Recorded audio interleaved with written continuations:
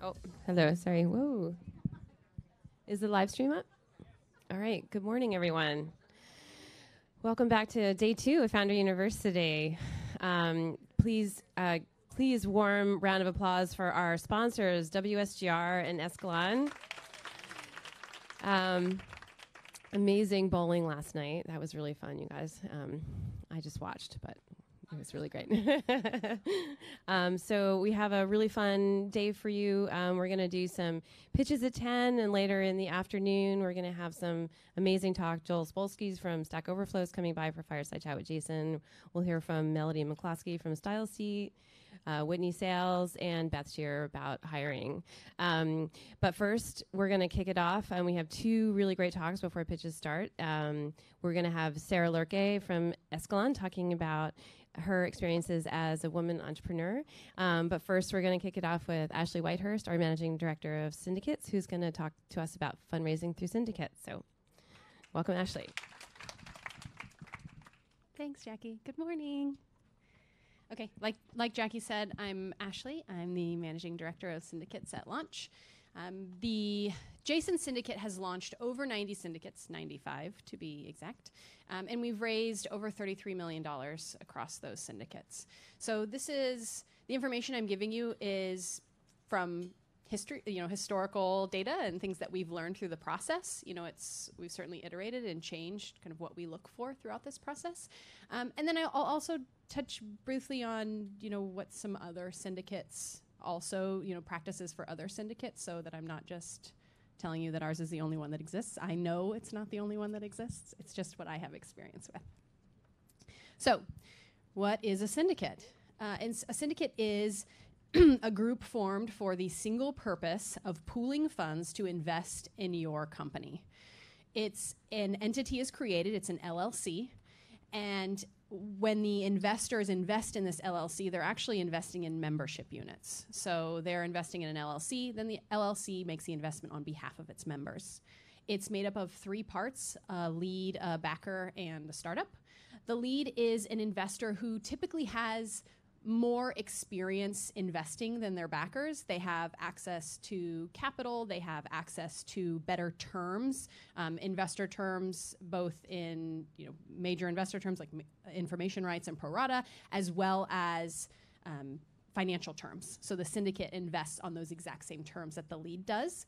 They source the deal, they're responsible for the due diligence and informing the backers about the deals. Then there's the backer. The backer is an accredited, in our case, an accredited investor, though not every syndicate you have to be accredited. An accredited investor is anyone who makes over $200K a year by themselves or $300K jointly for the last 2 years and foreseeable future, or someone who has over $1 million in assets, excluding their primary residence.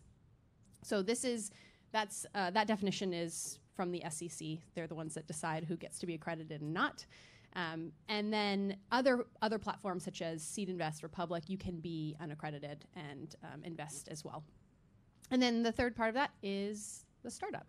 I also didn't mention that the backer pays a carry to the lead. And a carry it's a share of the profits after the original investment has been returned. So a backer will invest $1,000 into a syndicate, and then on the exit, when your company IPOs and you're a, unicorn plus, the $1,000 goes back to the investor, and then everything over that, all of the profit is split 80-20. So 80% to the investor, and then 20% to Launch in this case. And like I mentioned, it is an entity that's created an LLC, which we refer to as an SPV, a special purpose vehicle. And that's not really any information that is necessary to you right now, but you're going to hear SPV at some point, so then you'll be able to recall, oh, Ashley, that really brilliant woman at Founder University told me about that. So why, excuse me. I didn't go through my last point, sorry. Oh, we raise through 506B typically. So that just means that all the investors have to be accredited, and you can't, unlike some other syndicates, you can't market your raise. You can't talk about it on Twitter. You can't create a YouTube video of you telling people that you're raising money and asking for funds. If you do this through, crowdfunding, you are able to do that. But with 506B, you're unable to.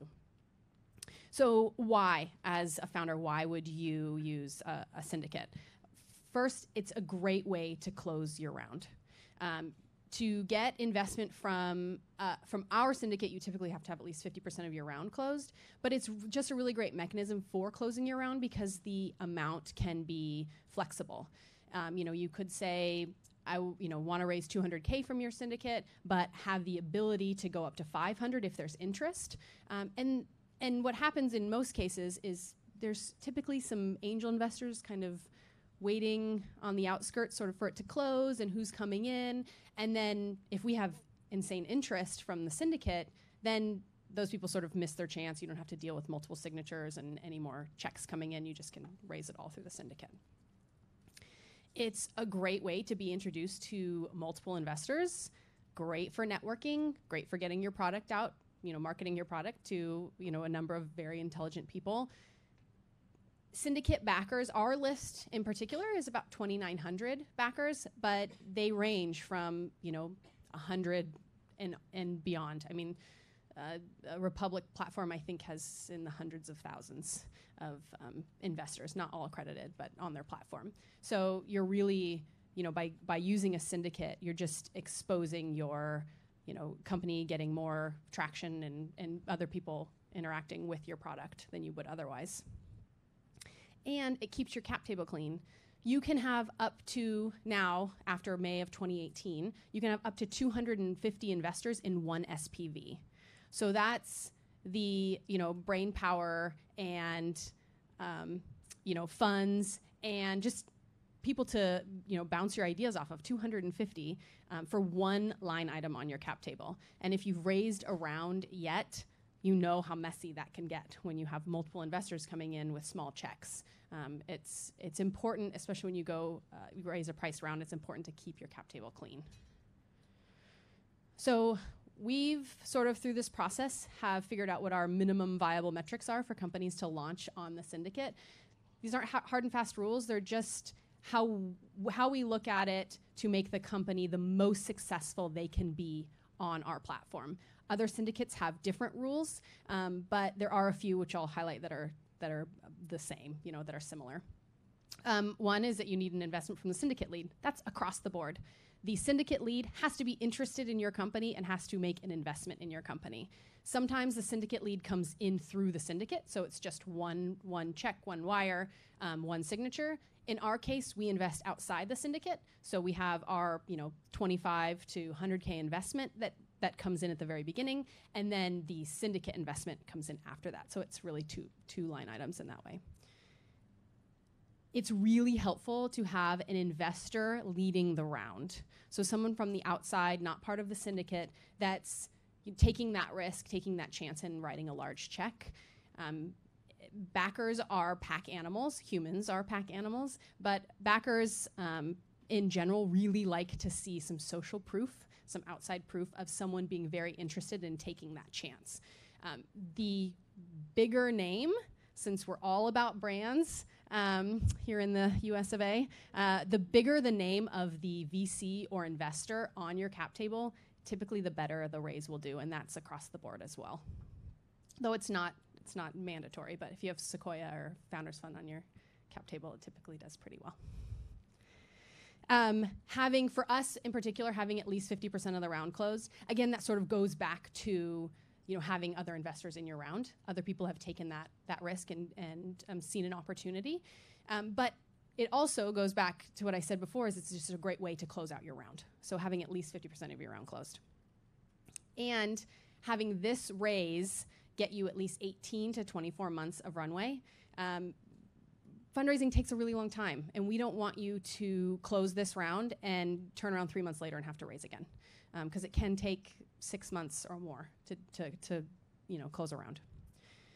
And then the metrics we typically look at for enterprise are 50K and MRR with 20% month-over-month growth.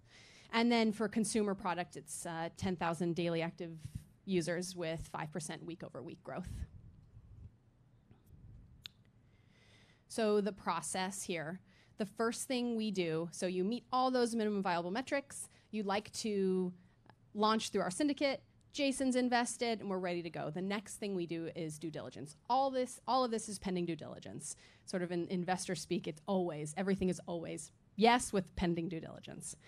So the diligence process, this is a real email that I send to founders starting the process. So this is what I ask for. This is what we've decided at launch we ask for. This is not what every investor is going to ask for, though the process is very similar to going to a more institutional route. So just sort of how we think about it, we like to see your deck. This kind of shows us, it's the first sort of entry into the design of your product, design of how you think about your company. Is it put together well? Are you presenting information well? That's just sort of a quick tell for us. If there's any letters of intent, if that's applicable to your business, it's not always. Actually, in most cases, it's very rare, but if it is applicable, we like to see those. Detailed bank statements for at least the last 3 months. It sort of depends on your business history. But we like to match that to the P&Ls. We like to see if what you're putting in your accounting software actually matches what's going in and out of the bank account. That's really important. Another thing would be, Stripe downloads or your Stripe reports and app downloads, if that's also applicable. Your cap table with vesting schedule is important. Your org chart, how you're thinking about your team structure, because that's not, especially earlier, that's not something founders are always thinking about, so we want you to be thinking about that. And then the chart, which I'll get to on the next, and actually Jackie had in her presentation yesterday. So, and then there's a list of questions that we ask that just give us a better understanding of your company and of you as a founder. So this is the chart that we have founders fill out. We have them fill it out because we think it's very important to see your data, especially your revenue. So this is, these are real charts, by the way. So what we like to see is net revenue, and then the spend, it's minus the spend would be the burn or profit. So we want for the benefit of you, we want you to be able to see this. But for us, it's just really helpful to have it be a visual, to see what growth looks like year over year, to see what's going on with these spending habits here. I mean, you can tell with this company in particular, they've increased their spending. And I can tell you that what's not on this slide is that their revenue has continued to climb. And so we can sort of start to see some trends, like what are they working on? Why is their burn different month to month? And so it's very, very helpful for us and for you as a founder to see this. So I would recommend doing it. So some common red flags. The first, under financial, it's most companies that we see during this due diligence process, the red flags we see with financials is not properly tracking your revenue. If you need to amortize your revenue, you need to amortize your revenue. You need to use the accrual accounting method, GAAP accounting, so that you're not doing a cash basis where you have very spiky months, but you have a SaaS product. So it's really, really important that if you're charging yearly for a monthly service, that you're taking that revenue and you're breaking it down by month, over the months that you're charging it for. You will also see, reimbursements under office expenses, and really breaking down those reimbursements is important. P&Ls can be very messy. We see founders paying rent out of their bank accounts instead of taking a salary. That's a no-no. So you really need to track these things properly. But in general, I will say that red flags, especially financial ones, tend to not be malicious. They're just ill-informed. Low cash balance is another red flag for us. Paying personal rent out of the company, and then slow growth, which, going back to the chart, kind of helps us visualize what that looks like. The next red flag under cap table is a lack of a vesting schedule. It's really important to us and to downstream investors that you are going to stay at your company. And one of the ways that they can golden handcuff you to that company is to make sure you're not fully invested when when they invest a large amount. So typically a 4-year vest with a 1-2 year cliff is sort of standard. But founders that are fully vested, we will, when they go through our process, we will ask them to revest. And that's just so we can see their dedication. It typically shouldn't be a problem for you. You want to grow this company, you want to be involved. So we're not trying to ruffle feathers. We're not trying to tell you you're not worth all of your vesting, but it's just really important to downstream investors that you're not fully vested at that point. And then the other cap table issue that we see, but not very often, is if someone has significant ownership, sort of dead weight on the cap table, they have significant ownership, but they're not contributing any longer. Because you might need a signature from this person and they just don't care about the business. And you don't ever want to feel like you can't move forward because someone on your cap table isn't being responsive. And then miscellaneous. One of the red flags we see more often, that I can actually sort of say that we've seen it more than once, because there's certainly other red flags that we see, but is when the founder is the only full-time employee. We want to know that you have a team and that you can iterate quickly. When you're the only person on the team working full-time, it can be very challenging to see that vision. It's not impossible, but it's challenging. So the next thing is in the syndicate process is your deal memo. So this is what I send to the founder. This is, of course, I really wanted to show you a deal memo, but it's impossible to remove all privacy and actually show you one that matters. So we always include a deck and the round details. And we include information rights, pro rata, that we've been able to negotiate with the founder, but it's really, really important to have everything laid out. You'll also see that we have founder email and direct number because we want the investors to reach out to the founders. We want the founders to be answering questions about their company. And then this is sort of a general guideline. If the company if many of these items aren't applicable to the company, we obviously don't include them. If they don't show the company in a nice light, we don't include them. But we are also always want to be intellectually honest in our deal memos. Then the next thing we do is founder Q&A. So something a little bit different between our syndicate and others is many syndicates silo their investors and founders. They do not want them to talk. The lead investor wants to take charge of all of communication and really, really keep them separate. We haven't had any problems, connecting the two, so we continue to connect the two. That could change in the future, but we really, really like that investors can reach out directly to the founders and ask them questions about their business. The risk for us is that they go around the syndicate, but we can see your cap table, so we know who goes around the syndicate, and then we don't kill them. We just kick them out of the syndicate. So the first thing we do is 2 to 3 days after we send the deal memo, we do a webinar, and the webinars they've been really, really great. We have 100+ people sign up for them, and usually you have about a 50% attendance rate from the investors, and then we send them the recording after so they can review the company.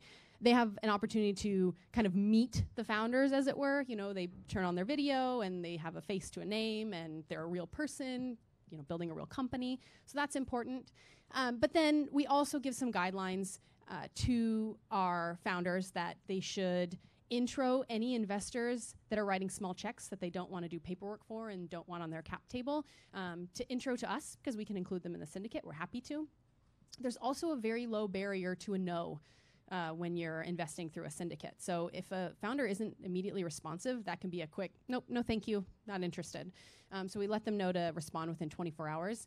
And then also really important to engage your superpowers. Demont, I believe, mentioned those superpowers yesterday with the syndicate. But you have 2,900 people that we're sending your company to. So these people can help with hiring. They can help with product testing. They have very intelligent opinions and love to give those intelligent opinions. So it's a really, you really, really want to engage with this group and get new users, get product feedback. It's really, have someone help you with hiring. There's also, they have lots of different expertise. So just, tapping into that will be very, very important for you. And it's really why syndicates can be so powerful. So then the next step in the process is the interest is due by the investors. This is about a week after we send the deal memo. That's when we know, that's when we sort of have a better idea of who's going to come in, how much they're interested in investing. That's at that week period after we send a deal memo, and other syndicates have different timelines, but it's about the same. At that week period is when we figure out who's coming into the deal and we send them the deal paperwork. Then we give them another 2 weeks to sign that paperwork and wire their funds. And then we wire the investment to the startup. So the entire process takes between 3 and 4 weeks. 3 weeks is ideal. Sometimes goes out to about 5 weeks, 6 weeks. Sometimes signing a paper on, or signing a DocuSign can be very challenging and take 3+ weeks. I'm always a patient person, and I never want to close a deal without every investor who's interested. But once we get to the 3-4 week mark, that's when we have to really cut them off. So yeah, that's the end of the process, and happy to take any questions.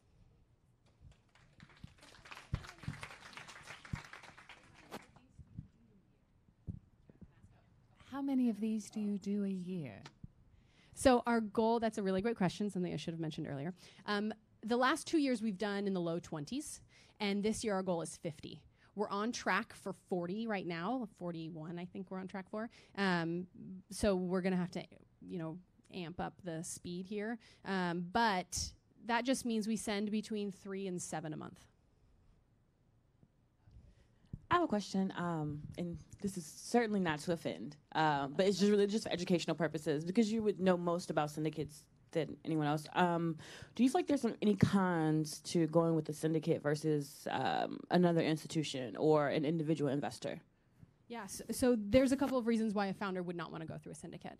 One of them is they don't have time for the communication. I mean, you're answering a lot of emails. And they're just not interested. They want to close their round quicker than that. And the timeline for it can be 4, 5, 6 weeks. So if you're waiting for it to close your round, it's just not ideal. Another is some founders are very, very concerned about privacy. So if they're sending out everything's confidential, and we track how many opens, and we really press upon the investors that everything is very confidential. But they're just, something is insanely proprietary, and they're just not interested in sending it out to 2,900 people. So outside of that, no. I mean, we really believe that it can be, especially in the earlier stages, it can be more helpful than institutional money because of we're not just writing a check, we're supercharging that check with a lot of really intelligent people who are interested in the business. They're not only financially invested, but they're opting in. They really, really like this business. So those are sort of the 2 reasons I get no's, but I think that they can sort of be mitigated. Yeah. Hi. Hi. How do you become part of the syndicate? As an what if I investor, wanted to join? Yeah. Yeah, that's a great question. So if you would like to join, go to jasonsyndicate.com. You fill out an application. I do a phone call with every interested investor as we onboard them to the syndicate. So that's what I spend a lot of my time doing. But happy to, if you can email me directly to ashley@launch.co, and happy to walk you through the process. Okay, sorry about that. Ashley will be around for more questions later, so it's great. Thanks. So I want to now welcome to the floor Sarah Lurke from Escalon, who's going to talk to us about her experiences as a woman entrepreneur. So please warm welcome for Sarah. Morning. Clicker is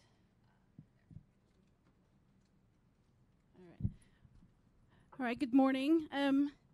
I'll try not to seem too nervous, but I haven't eaten anything because I'm like, I'm going to be all shaky. But I'm one of the founders of Escalon Services, and it was kind of funny. Ashley was bringing up some of the red flags because it kind of goes straight to what we do. We're kind of your CFO, accounting, everything back office operations, and a lot of the red flags about revenue and how to make that work. That's kind of our expertise. So I thought I'll just give a plug for us there. But Ashley, what I really want to talk to you about is today is so I'm a working mom. I've worked in my entire life. Started at age 12 in the strawberry fields in Norway for a summer job. And I was thinking when I was invited to speak here today is, what is the big elephant in the room? And that is, we're all women, and I'm going to caveat to say that not everybody is going to have kids. Some have already had kids, but I do want to talk about what it means to be a woman who wants to do more and have a sort of have it all, right, kind of thing. And the question is, can you? And I'd say maybe, but it takes a lot of work. So, I think I only have 10 minutes, so I'm keeping it super high level. And let me see, there we are. All right, so I'm a finance person and we like planning, but it actually kind of goes to your whole entire life. And I actually was meeting with a female founder yesterday who's in her early 30s, and she was asking me, you know, when she thinks she wants to have kids, how do you do it? She also has a father who is really sick, so not only are you taking care of kids, you also maybe have ailing parents and all of this. And I'm like, you have to plan, you have to have a life plan. You know, it doesn't mean you're always going to be able to get pregnant right on there or do this, but like not embracing what you want to do out of your life, not just professionally, but also personally, and how you're going to integrate them. We'll just kind of give you a heads up. What matters to you? What doesn't matter to you? Do you want to do this way, that way? Talk to other people. Talk to other women. Find mentors who have kind of that you can identify with. When I was early in my career, there were not a lot of women out there. And so you had to rely on male mentors, which is not bad, but it's nice to find female mentors who actually know what it's like getting up at 3 a.m, you know, pumping and all that stuff, right? So, but I think being aware of that your life is not one-dimensional, it's multidimensional, and thinking about them, this kind of gives you an idea of how you want to run your life. And at least have some ideas and plan for it. So then you at least aren't totally blindsided. You're still going to be blindsided every now and again, but generally if you have some ideas, you can sort of take action and do it your way, right, kind of thing. So, right here. It's just, I think one thing, which is, and maybe it's, I'm going to be this is all about women, but I feel like we try and be everything. And I think sometimes you have to remember it's okay not to be everything. And you don't have to be perfect. And like I had a female friend of mine, she's like, take pictures at every school outing so your kids, when they're later saying you were never there, you can prove it, you know? I mean, like, there's some good ideas, right? So I used to do when I was like the school schedule, the teacher would say I would make sure I'll do one field trip every year, right? And then I did all the PTA stuff you can do online, you know. So I mean, there's things you kind of figure out, but this is back to planning. And then where I think I have to say I did not do a good job is taking more time for myself and breaking up some spaces where I could just take care of Sarah, right, kind of thing. So that would be my, like when I think back, this is what I would totally tell younger women who are looking at the complex life that they're going to be heading into. You know, Sheryl Sandberg, she was saying about having a great partner and finding somebody a true partner. I would say that a lot of good ideas there. It's just not necessarily, there is no secret recipe, right? And life will change. Who you thought was a great partner to start with will evolve differently. Life happens, things happen. So it doesn't mean that you don't strive for it. It's back to the planning again. Think about what kind of life do you want and what kind of person fits into it. But just don't think it's like the Cinderella Disney, happily ever after. You know, yes, you all want that, but let's just be real. And I think having that reality check, and that sounds so unromantic, but it is important just to be a little sort of aware and adult, right? You are adults, and use your adultness as you're sort of navigating life here. All right. So this is where, I tell my kids all the time, you're given the mouth, you can write, you can do lots of stuff. So use it. Communication, all dimensions, all the time. I can't overemphasize this continuous communication, because if you're not setting expectations, or you're not articulating what you want or what you need, or where you need help or anything, nobody can read your mind. You actually have to communicate. And this also goes for in your workplace, with your colleagues, their expectations, your expectations, how it all kind of fits together. And I think actually women have an advantage here versus men. I think we just know how to communicate way better. We just don't leverage it enough. And I would say, you know, like when I went to grad school, my best class was a communications class, right?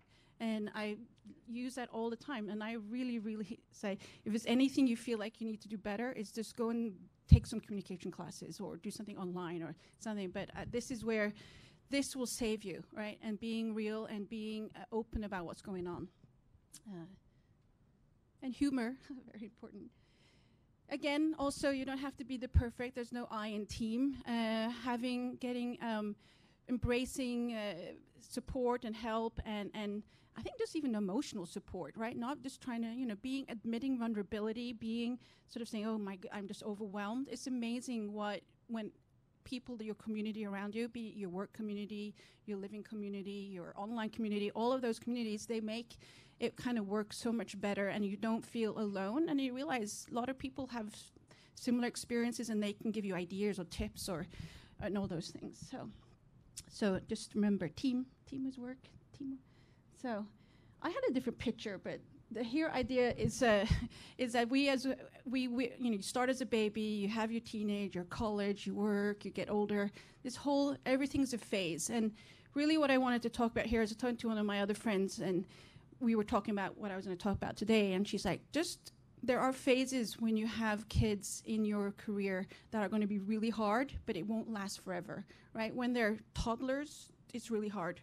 When they're like in school, in like elementary, way easier. Teenagers start to get hard again, right? You know, so it's so don't know that everything is a phase, and it will come to an end, and another one will start. Sometimes better, sometimes harder. And I'm going to circle it back to the planning. Just think about where you are in different places in your life, both, you know, career, work, how your company's doing, this, you know, where your kids are, what your parents, and all of these things, and just sort of map it. It's like a 360 view of who and where you are, and sort of evolve it all the time.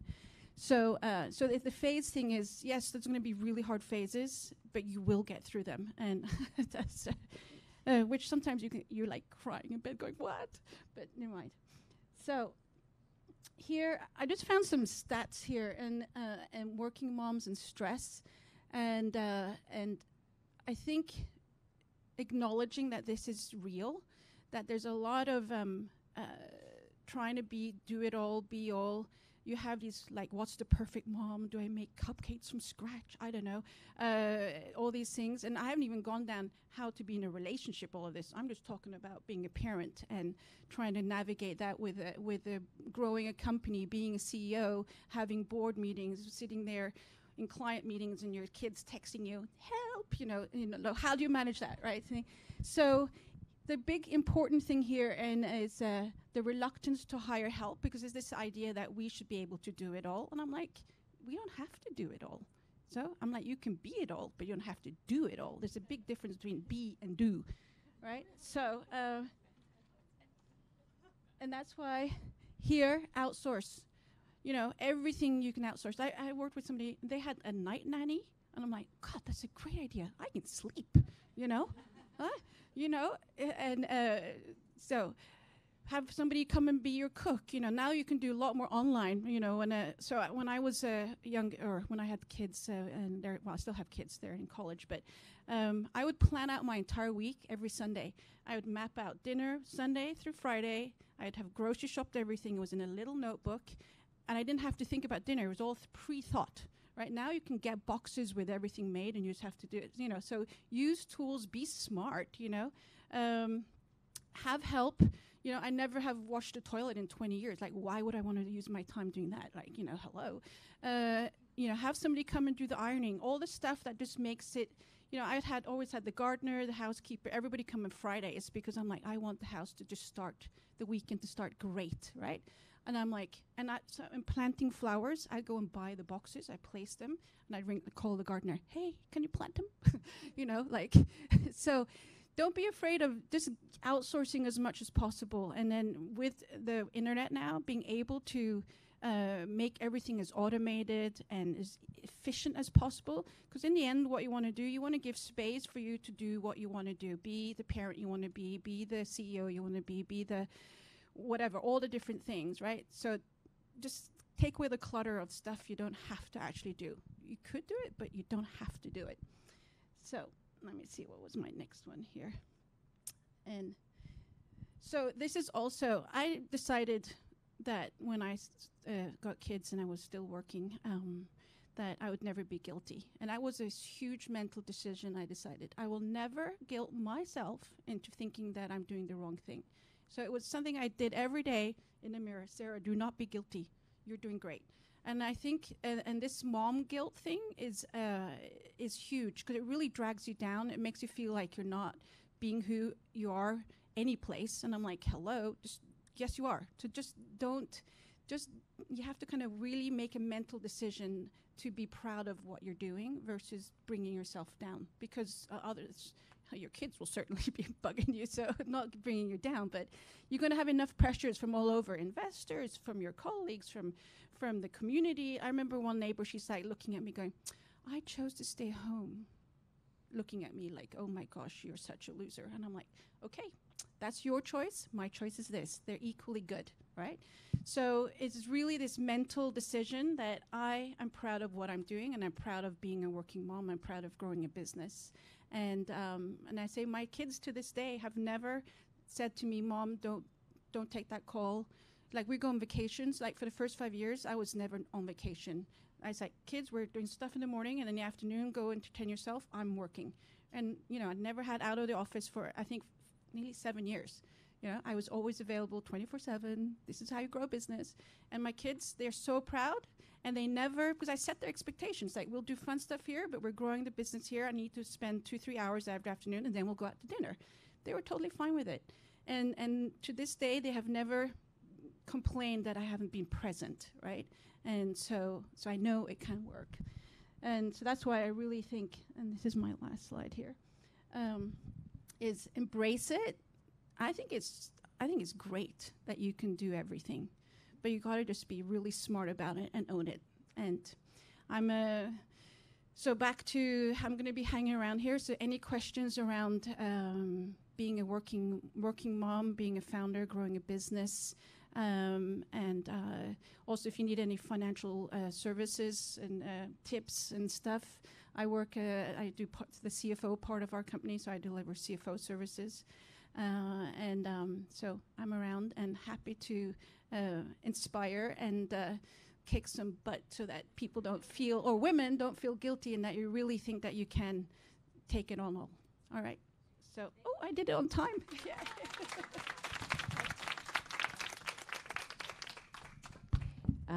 We have time for a couple questions. I have a question. I actually have two quick questions that are unrelated. One, I'm curious. I love what you said about the mentor piece, and I'm curious now. Like, do you feel like you are still looking for mentors, or are you kind of now pretty much by yourself? At this point, I feel like I am the mentor. Yeah, so, good. And so I work with some different women, and I get a lot of. Yeah, so I'm more the mentor now. I have one female friend who's a little older than me, who I sort of follow her a bit, and she mentors me a little bit, sort of as you enter the next phase, what you do, sort of post. I wouldn't say retirement, but the sort of the phase. And I'm like, I'll never retire. So how do you do that? So so I have one woman mentor there, but otherwise I'm the mentor. My other question was, I was curious about and this is completely unrelated, so I may not get to this, the Norway, what the entrepreneurial ecosystem is like in Norway versus here. I was kind of curious about your observations on that. It's very early. They're trying to catch up on Sweden. But it's really early. They have, there's a lot of women there, there's a lot of government support, but they need some serial entrepreneurs having some success. So they're early stages building the ecosystem. But the big difference is that there's a ton of government money being poured into it. So, which is, I don't know, I kind of, good and bad. It's sort of easy money. And I think sometimes being really, like I remember before I merged with Anurag and we became Escalon, I ran payroll on my little company. We were like 10 employees, and there was like $50 left in the account. I tell you, you're sweating bullets, right? Calling all your customers, can you pay early? Can you do this? And there's something about that sort of fear that drives something, you know, quite honestly. So I saw a hand over here. Who had their hand up? Hello. Thank you for your time. My name is Brina. As a mentor, have you used your CFO skills? I'm asking because I have a advisor coming to the company who was CFO for 20 years in our industry. So I would like to know how can I make a good use of his skills. So I think having a finance person being part of your advisory or, you know, part-time or something is actually quite critical because, you know, the first thing on that slide before there on financial or red flags was financials. And I have, so far, most of the founders I meet with are not accounting finance background people, right? So it might seem simple, but it isn't. So I think leveraging that person's sort of knowledge and to make it and have them train you a little bit. Like one of my early executives I worked for, typical, you know, engineering tech dude, he went and took accounting 101 just to learn the terminology, how to navigate the P&L, how to navigate the balance sheet, you know, and I think you as founders have that responsibility, but you need to have somebody who can kind of coach you and train you how to speak smartly to your investors and sort of get the basics. But so that's kind of how I'd use it, you know, have him train you or her train you a little bit, coach you. I would do both, like have him do it, but then do it with him, and then have them, you know. I used to drill all my CEOs before they go and pitch to all their investors. They know all the metrics, they know all the financials. We just work hand in hand so that they can be super knowledgeable in front of the investors. So yeah. Let us another hand up. Hi, thank you so much. That was really wonderful. I do have a question a little bit in the weeds of something that came up about amortizing revenue. Yeah. So when you do have people that are paying like annual contracts, how do you do that in your books, like to amortize that revenue over? Is that what they were talking about before? Yeah. Yeah, so you book it as a deferred revenue, and then you take it monthly out. And I think in most accounting systems, you can set up sort of an auto monthly to do that. Yeah. You know, in olden days, you'd have little spreadsheets and waterfalls, but now most systems you can set it up as a recurring and spread it out over the period. It's the life of the contract, basically. Yeah. Thank you. Sarah, thank you so much. That was great. Okay, I think Jason is imminent, so we'll just take a quick 5-minute break, everybody.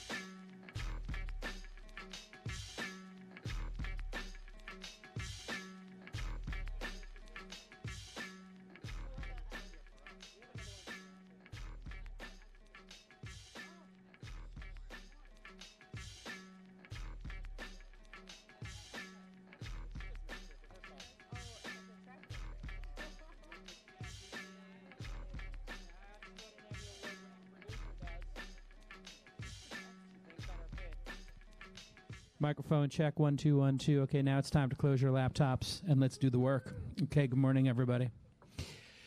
How was bowling? Was it okay? You guys have fun? Okay, cool. Are we doing dim sum tomorrow or no? We're going to do a little dim sum? Okay. Dim sum's on me. I suggest you get the duck. It's really good. How are you doing? So great. Urban Innovation Fund. Tell everybody what you do. Hey everyone, my name is Julie. I'm one of the co-founders and managing partners of the Urban Innovation Fund. We are a VC firm investing in startups shaping the future of cities. So we'll invest in areas like transportation, real estate technology, the future of work, all with the goal of growing and scaling to many cities in the US and hopefully beyond. We are a team, my co-founder Clara and I are the two managing partners, so we are 100% female owned and run, and really excited to see you all here today. Thanks so much for being here. And I'm Jason Calacanis. Our company is 75% female. Sorry. I'm trying. Just still have Demont in a leadership position. Don't worry, Demont. We're part of the dying breed. The last white men in Silicon Valley. Feels like that. I feel so beaten down. LPs just throw their money at me. Here, Jason, take this money and multiply it. It's brutal. You have the same experience, right? When you Totally. go to the LPs, they're just like, here's a mountain of cash, go. Yeah. They love funding women. It feels like it's changing. And let's give it up one more time for the person who has been driving the change in our organization, Emmy award-winning producer, Jackie. There she is. Give it up. One time. There's some AV guys here doing some stuff, but don't give them any applause. I'm gonna try to. Okay, but this lady's got 2 devices out, and we're just gonna all look at her. You gotta turn. You gotta close that laptop. You weren't here for my being present speech. I see you with your flashlight on, young man. Yeah, turn that off. You know you have your flashlight on too. Okay, we practice being present here, which means all laptops are closed and in your bag. And in your bag. I'm watching you with that rose gold. I see you. I see that rose gold. I got the same one. They're like, you want to wait 2 weeks to have rose gold? I'm like, yes. That's what it's come to. All right. We're going to have 3 companies come up. Did you guys all agree to take the red pill, right? No blue pill? You guys want me to sugarcoat it? Or do you want the candid truth? Okay. Okay. Any snowflakes who want the blue pill? Okay. No collusion, Robert Mueller. I hope we investigate the other side, okay? Sorry. Good morning. Yeah, it's just I do it to my wife and she's just randomly. Can you imagine while you're brushing your teeth? Tom's of Maine. Horrible, okay? I only use Crest. Tom's of Maine is for losers. Trigger warning. Tom was a tremendous loser. I know, going after Tom's of Maine is really, that's a whole new level of low, even for Trump. Okay, who's first? Let's go. Come on up. All right, you know, we're going to do a 2-minute pitch. We write down what we think. 3 of them go in a row, and then we give them collective feedback, and then we're going to rank them 1, 2, 3, and crush their souls. Okay, 2 minutes on the clock. Tell us your name. My name is Atenea. Athena. Athena. We can go with Athena? Yes. That's my daughter's middle name. Really? The Greek god of war and wisdom. Victory. And wisdom, too. Yeah. High expectations from our parents. And yes. also Athena, the city of Athens, named after Athena, right? Maybe the first time some people putting that together. Athena of Athens? Yes. Because she spiked the ground and fresh water came out of it. You know the story? Yes. Poseidon said, I will save the town of Athens from the drought. And he brought in a wave. And everybody's like, oh, my God, Poseidon will be our... We'll name the city after Poseidon. And then they were like, this is fucking salt water. He's just going to kill the crops. And then Athena came and went, boom. Let me show you how it's done. Okay. No pressure, Athena. 3, 2, go. Hello, my name is Atenea from Inspiring Fitness, and this is not another workout app. We have been in the business for 16 years. I started as an athlete, later as a coach, and now as an entrepreneur. We have the largest online fitness coaching platform in Mexico. And our, I'm sorry, is this?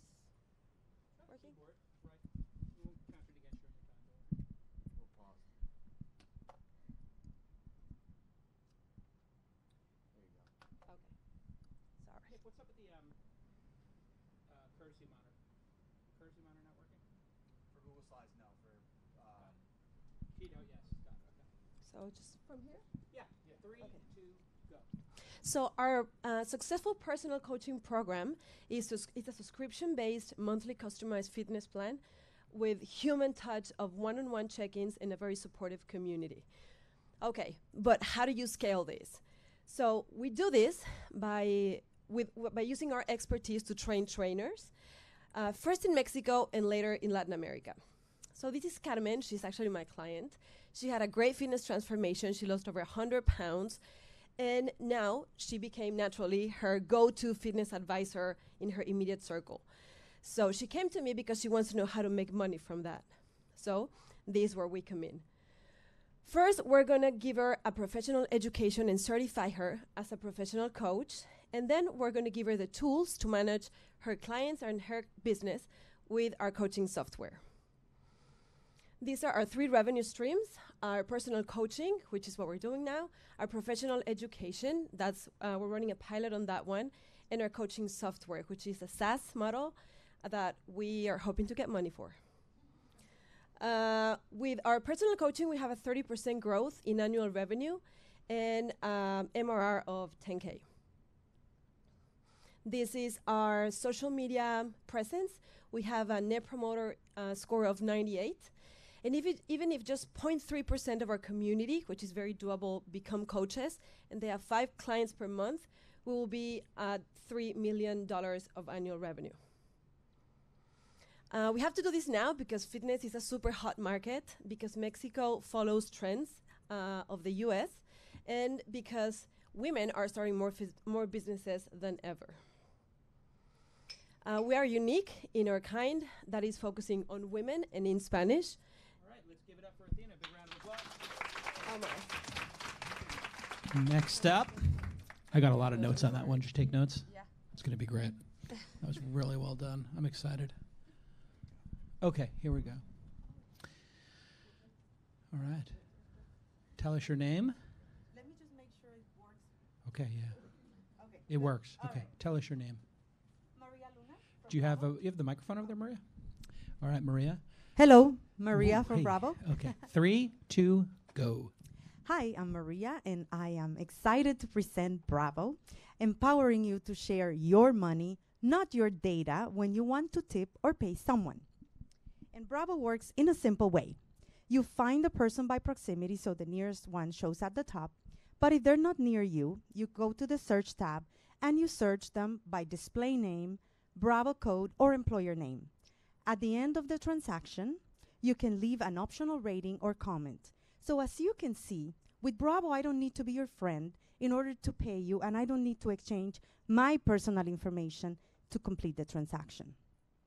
We exist to financially support anyone who works for cash payments and tips, such as musicians, content creators, service industry workers, and micro merchants. And think about how many times Bravo can come handy when you want to tip your valet attendant, for example, and you do not have cash. The alternative to that is to having to go to an ATM and say sorry, or say sorry, I don't get you this time. But that is especially painful for the people on the receiving side. And I know that because of my own mother's story. She used to make a living working in the service industry. So we presented our minimum viable product at TechCrunch Disrupt in San Francisco, and we won the Audience Choice Award. And our beta was presented in Shark Tank, and we got an offer from Mark Cuban and Lori Grenier. But our best accolades are our happy customers that recommend Bravo to other customers. We are scaling and we're growing fast. And the reason for that is our amazing team and our execution. And we're bootstrapped. We haven't invested in marketing yet. This is pure network effect. And the model, how we make money is a 2% that is paid by the tipper. And in our next versions, we're adding up other monetization routes.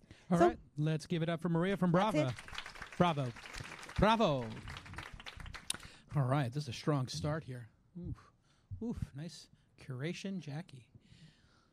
All right, next up is Button Smith. Are you ready? That's my game show voice. I'm working on it. It's not there yet. Tell us your name. Hi, I'm Darcy Berner with Button Smith. Okay, 3 minutes on the clock. 3, 2, go, Darcy. I want personalization to be as easy as buying something off the shelf. How many of you have a corporate logo? Please raise your hand. How many of you have an Amazon Prime account? Please raise your hand. We want to make it so that all you have to do to get customized merchandise is click, customize, buy, and have it in your hands 2 days later. That's what we're building. Right now, that process, for any of you who have tried to get customized merchandise, takes weeks. We've automated essentially all of the labor-intensive processes in the middle. So we typically ship within a single-digit number of minutes of the order coming in and have it in people's hands 2 days later. Our software platform automates the pieces between the channels like Amazon or Shopify and the wholesale printers or promotional products manufacturers at the back end, who then receive from us machine-ready files that allow them to go straight to production rather than having to interact with layers and layers of distributors and suppliers. It's an enormous market. Even if we look at only what people are spending on personalized stuff right now, it's about $200 billion a year in the US and growing. Even if we just look at the promotional products piece, it's about $24 billion a year and growing. And that's not even accounting for the fact that you could personalize basically anything that you buy. We have about $1.5 million in revenue, and it's accelerating. The platform is working. We have our first 2 channels live and working, Amazon and Shopify, and we have our first 2 outside partners already producing for us. Here's our roadmap looking ahead. The key drivers are how many product form factors can we offer, how much channel reach do we have, and how many production partners do we bring online. So we're looking for investment to accelerate our growth rate. We've been doubling year over year organically, and we are looking to increase that. And our team is awesome, including the child genius and the Harvard dropout. All right, well done. Big round of applause. All right, let's bring everybody up. Yeah, pretty good. Darcy, what was the name of your company again? I'm sorry. Button Smith. Button Smith. Got it. Okay, we've got to work on that. One question for each of the founders. One question. Yeah, maybe your best question. Or you can give feedback. General feedback on the presentation or the company and the idea. Okay. For Athena, for Inspiring Fitness, my question is, so it looks like you guys started in 2013, at least according to one of the graphs. Tell us a little bit about the progression of the company. I started by myself. It was just like a lifestyle business. I wanted to be able to work remotely and travel. And then at some point, I realized that it was a good business, that there was a lot of traction for it.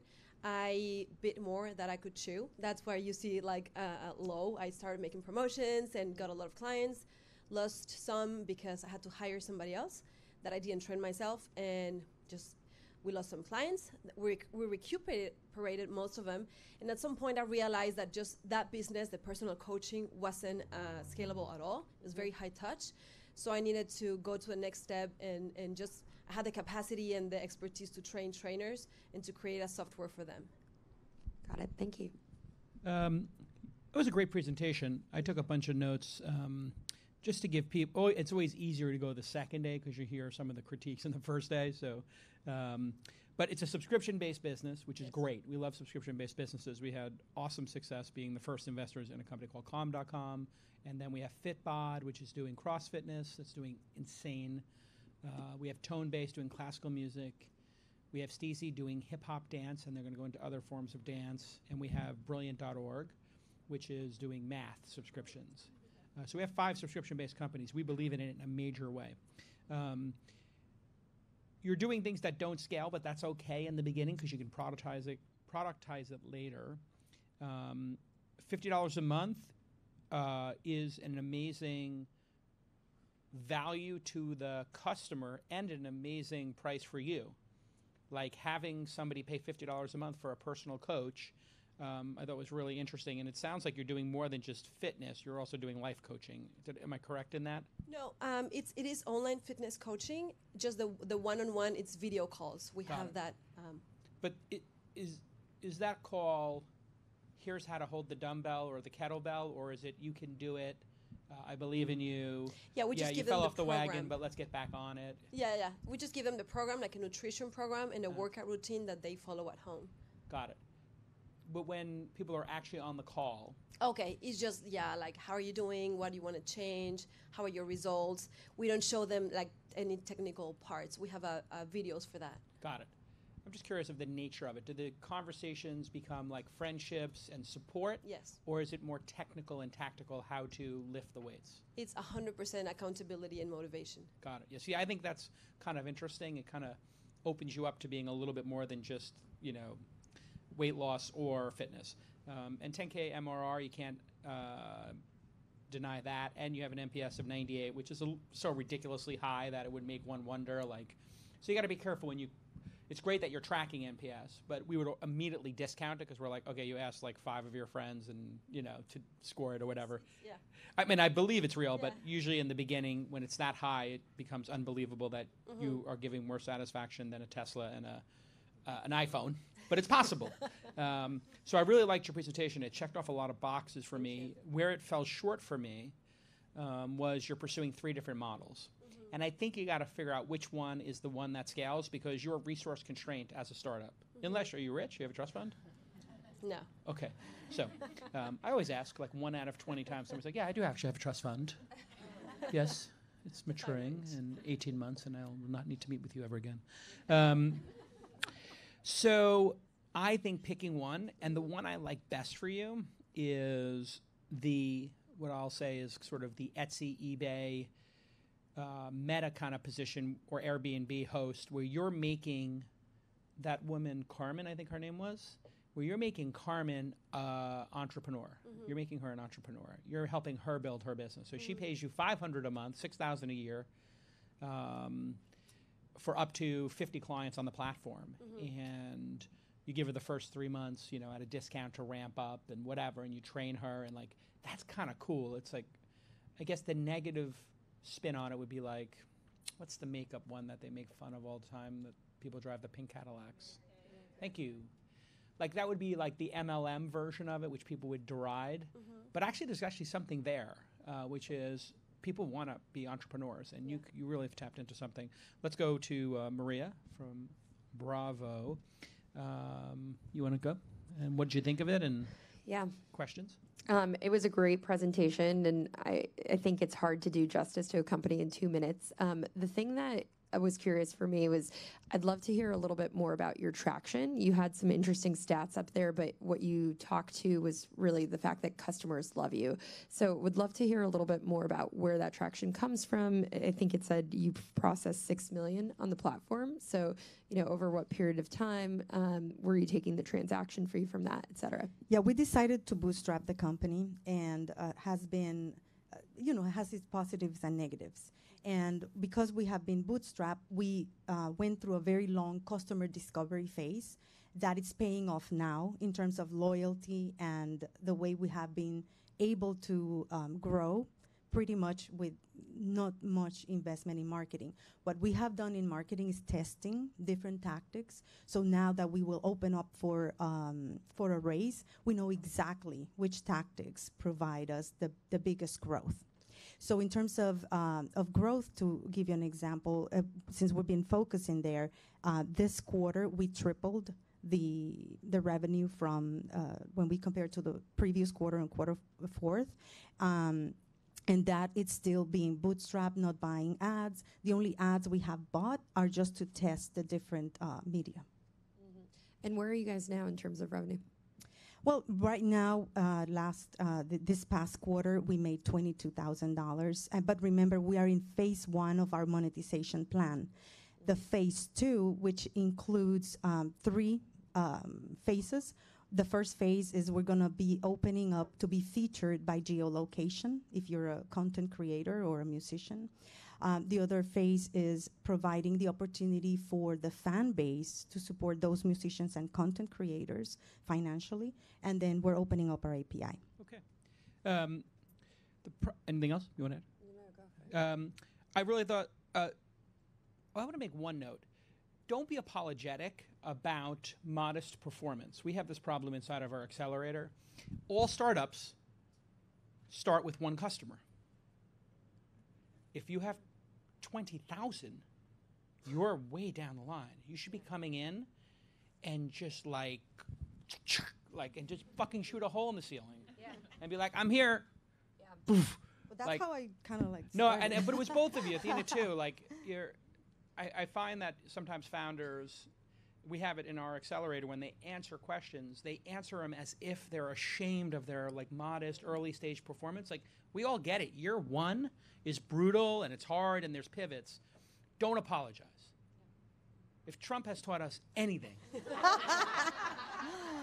never apologize for anything and you will be rewarded. This is the perverse society we live in today. Embrace it. Don't fight it. Proximity is scary. Anybody who created a proximity-based tool wound up regretting it. And anonymity plus proximity, proximity plus children. It's like, it's got all these horrible connotations with it. It's very scary, but yours isn't. And I thought that was like really interesting to me. It was the most interesting part of it, is that I could open up this app, and if there were, it was like Patreon for the real world. Like, you open it up, and if there were 10 artists showing their, I just walked through Union Square and there were like 20 artists with their art out and they were selling pieces. But it'd be kind of nice to walk around and see all the artists in the phone and the person playing sax and just be like, yeah, I'll give them $1, bug it, and join the mailing list. I'm going to give a couple other pieces of feedback. The soft metrics are one I would be very careful with. So it's nice that you were on Shark Tank. It's nice that you were on, got on stage with Disrupt and you won the awards. Just be careful that the percentage of your presentation around the soft metrics was, I think if you go back and look at this video, equal or maybe more than the actual hard metrics. We're going to make a decision on hard metrics. We don't give a fuck what happened at TechCrunch Disrupt or Shark Tank. That's all nonsense to people like us. We do real work. That's pretend, right? Like, well, hold on. Just take the advice. Okay. For now. So anyway, no. Just wait. But the 20,000 also looked like a cumulative chart for the downloads, and then you said you had 22 in revenue. Whenever you do any kind of math and you bring up numbers, be prepared to defend the math and do the math. So there were two things that I didn't understand. You said 20,000 users. I'm going to ask you a very specific question. 150,000. I didn't even ask the question yet. I don't know if that's revenue or users, but the 20,000 users, is that a cumulative downloads of the app? That chart? It looked like a cumulative chart to me. The 20,000 was not users. It was 150,000 cumulative users in the app.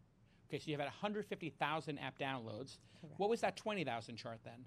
That was revenue or something? I don't remember having Okay. a 20,000. So you have 150,000 downloads, and you had 22,000 in revenue in Q1.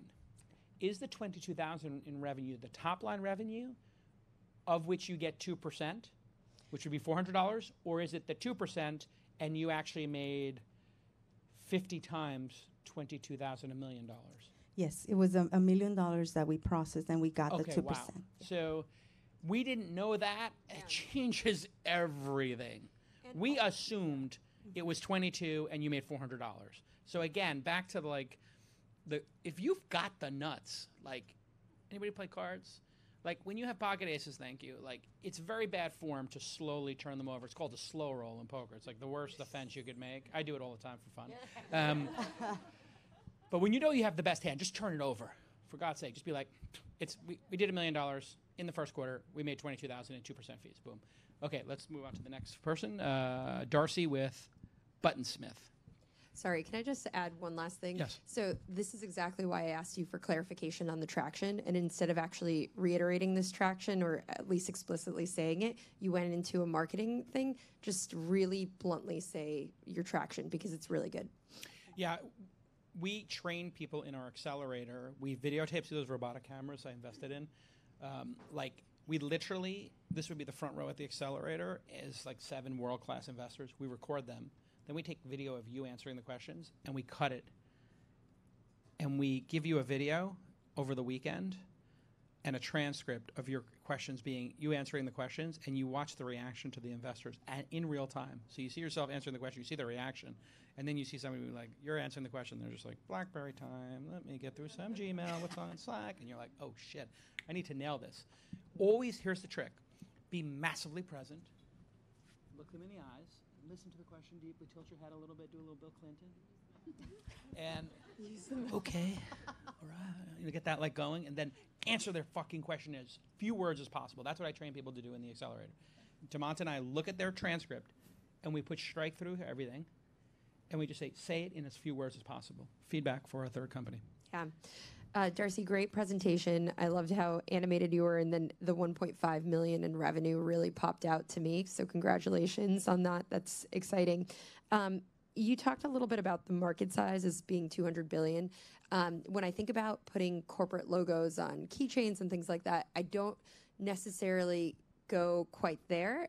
So would love to hear a little bit more about what the product actually does in the scope for, how big you think it could be.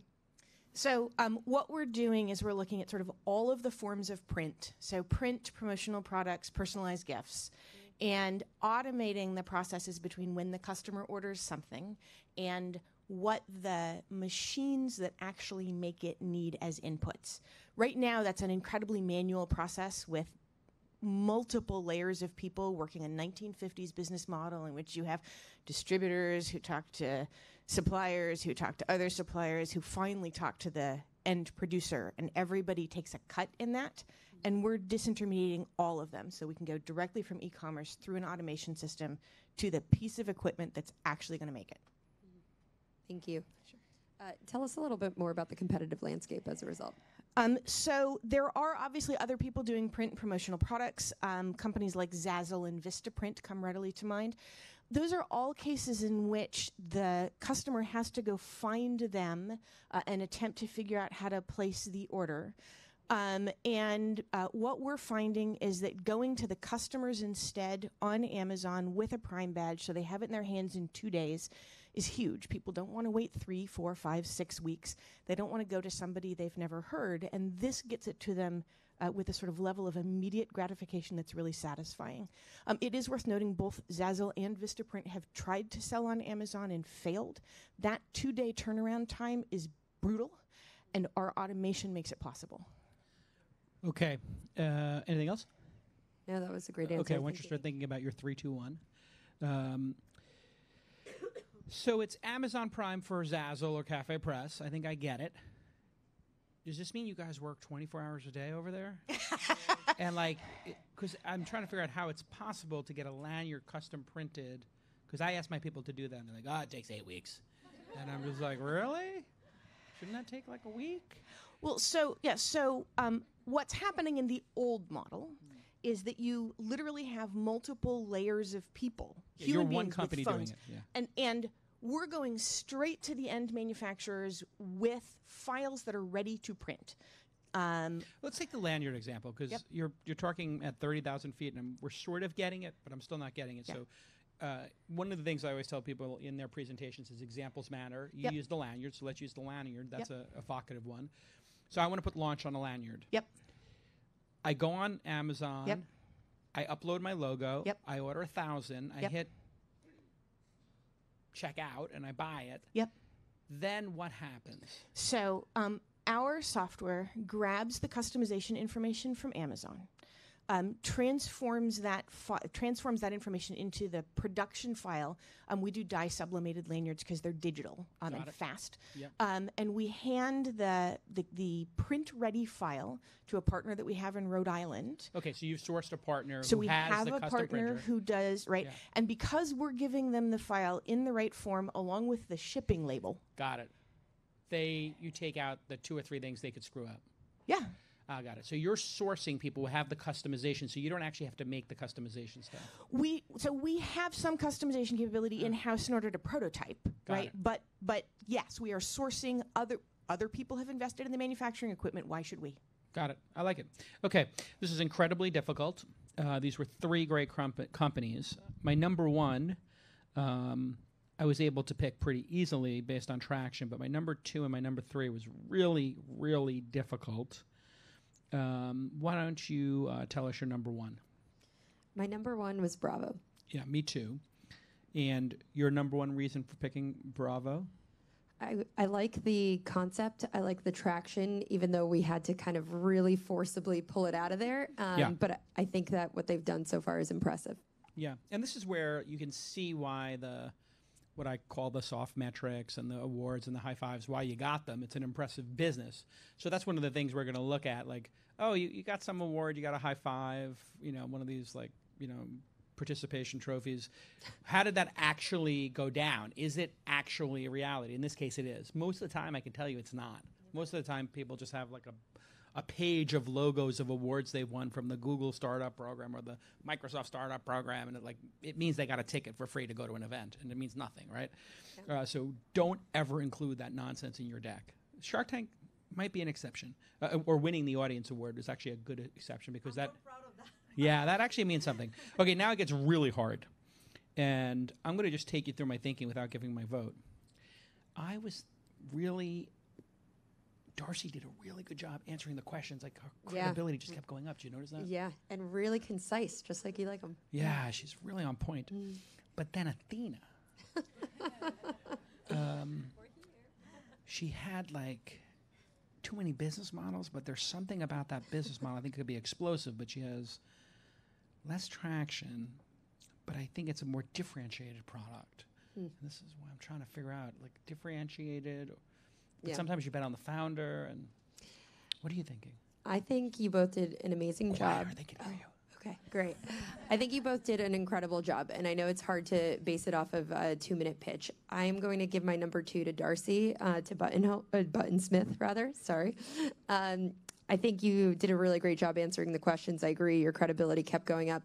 Athena, I think I could have given you the number 2 spot, but to be honest, my challenge was really figuring out what the new business model was that was going to be that explosive growth.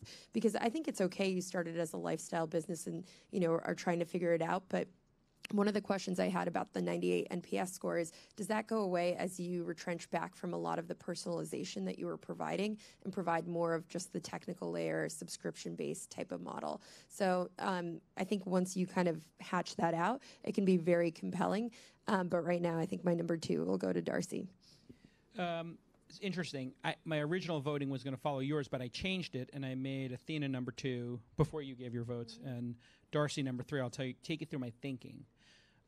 I would need to see Darcy's performance over time to believe this is a defensible business that can get to $100 million with massive you'd have to get to like $500 million because the margin's going to be much less than a software product. So, and I think it's going to be hard to differentiate, but I do find you incredibly convincing and a great leader and a great communicator. I think you're going to win no matter what you do in life, or you probably already have. So, I always like to bet on the person, and this business I don't like, but I think you're great. So it's creating a little dissonance for me. But Athena, I love your one of the 3 businesses you presented, which is creating those Etsy sellers, Patreon content creators, and empowering, 1,000 fitness coaches to bloom and giving them the tools to do it and taking a piece of the action, 20% or whatever. It is worth noting that be super self-aware of numbers you put up. The 98 NPS actually kind of worked against you here because we didn't believe it, right? So we're all in this credibility competition. If you have that 98, you should know that we know that Tesla's an 86 and the iPhone's a 62, and we put our companies against that, and we were just like, well, this doesn't make any sense, right? It's just too high. It's too small of a sample size. So, and then I think your CAC, you had like a really high like LTV to CAC, which when you show unrealistic LTV to CAC and really low customer acquisition cost and incredibly high lifetime value, and it beats every product in market, we just think, that's not going to scale. It's not realistic. And so it might drive credibility down a little bit because we would say, well, if that was so great, if your customers were so easily available, why didn't you just take them over the last 5 years, right? So just be self-aware of that stuff. But boy, was this an incredible cohort. Let's give them a big round of applause. This is awesome. Thank you, guys. I mean, wow. I feel like I want all 3 of these founders in the accelerator. You got to spend a little time with Demont. Wow, really good stuff. Okay. Yeah. Got it. Okay. Taskmaster. It's like only 5 people in my life, 6 people who tell me what to do. My mom, my wife, my 3 daughters, and Jackie. It's just my entire life is being told to. My daughter came in today and I was like, can I give you a kiss goodbye? She goes, little one. I was like, okay, I'll give you a little one. She goes, it's too big. I said, okay, let me try again. Okay, it was just such a cute moment. I'm like the dad who, whenever they do anything, I just overreact ridiculously. So they literally, one of my daughters brought in a piece of construction paper with a line on it. And I'm not kidding, one line. And I was like, oh my God, who did this? She's like, I did. She's 3. I said, this is so beautiful. You did this? Oh my God. Can we hang it on my wall? She was like, yeah. I was like, let's get the tape. And ran out the tape. Okay. I just think you got to be ridiculous sometime. I do it with the founders too, as you saw from the last panel. I'm just like, these businesses are going to be unicorns. And 1 out of 25 times it does actually happen. Okay. I keep telling myself that too. Okay, tell us your name. Hi, I'm Lisa Love. Lisa? Love. Lisa Love? Yes. Real name? Yes. L2, the double L. Double L. Lilo. Oh, square. Let's do it. 3, 2, go. Hi, I'm Lisa Love. I'm one of the co-founders of Tanoshi Kids Computers. So here's the situation. Kids in underserved communities, they're having a difficult time basically competing with other kids due to competition and because of the lack of technology. What we've done is we've created the Tanoshi 2-in-1, which is an educational platform for kids between the ages of 6 and 12. It is a laptop and it's a tablet. It's also, it has a detachable keyboard, full size. It's priced at $199, which is half the price of an iPad, and it's about $100 less than the Chromebook. But what's really important is that with the, I'm sorry, oh God. So what's really important is the fact that, that, oh shoot, I'm sorry, I just read the screen. Yeah, okay. Okay, so it's preloaded. Okay, so the Tanoshi 2-in-1 is preloaded with kids coding apps and Google Docs and Sheets. It has free parental controls. So it's very easy for kids to actually do. It has Google Chrome. Oh my God, I'm sorry. I am so. I am a huge. You're doing great. You're doing great. It's gonna be okay. Listen, I'm a huge Chrome fan. I replaced Jackie's Mac with a Chromebox, and she's like, I don't want it. And I was like, trust me, Jackie. Like so messing up. And now she loves it. You love Chrome? She loves it. Chrome is the bomb. Okay, so keep going. Sorry. So here's the deal. So kids can easily do their homework with the computer. Parents love the free parental controls. They're built in, and so they can easily manage and monitor their children. Children, they can. You know what? I'm so just keep sorry. going. No. Here, hold on a second. Lisa, come back. I'm just going to ask you a couple questions, and I'll help you. How long you been doing this for? About a year. Perfect. What's your background? Marketing. You're a marketing person. Yeah. What did you do in marketing before this? What did I do in marketing before Were you PR? Were you buying ads? No. Well, I started in CPG. Okay, consumer packaged goods. Fantastic. What was the inspiration for this company? So, you know what? I come from an education background. My mom's a teacher. Got it. And so she... Mom's a teacher. Yeah, she taught in underserved communities. And so, so this is basically targeting underserved communities. And so it's helping them be competitive. Yeah. In today's society. How many of these have you deployed? Of the Tanoshi, or is it Tanishi? Is that an Tanoshi? Tanoshi is the Japanese name. Tanoshi is the American way to what does it pronounce mean in Japanese? It means fun. Fun. Yeah. How fun. Yeah. And how many have you deployed to date? So we have sold. So we started in March of 2018. We sold. Our revenue was $550,000. Whoa! What? Yeah. $200 at a time? I'm sorry? $200 a unit, $500,000 in revenue? Wow. So $550,000 for 2018. Okay. So our fiscal year just ended. Was that all in hardware sales, or was there a software component? Mainly hardware. So Great. about 90%, 95% hardware. We are Where are you based? in Fremont. Fremont. Yeah. Amazing. Yeah. Okay, let's give her a big round of applause. Thank you. We'll have more questions. Super easy.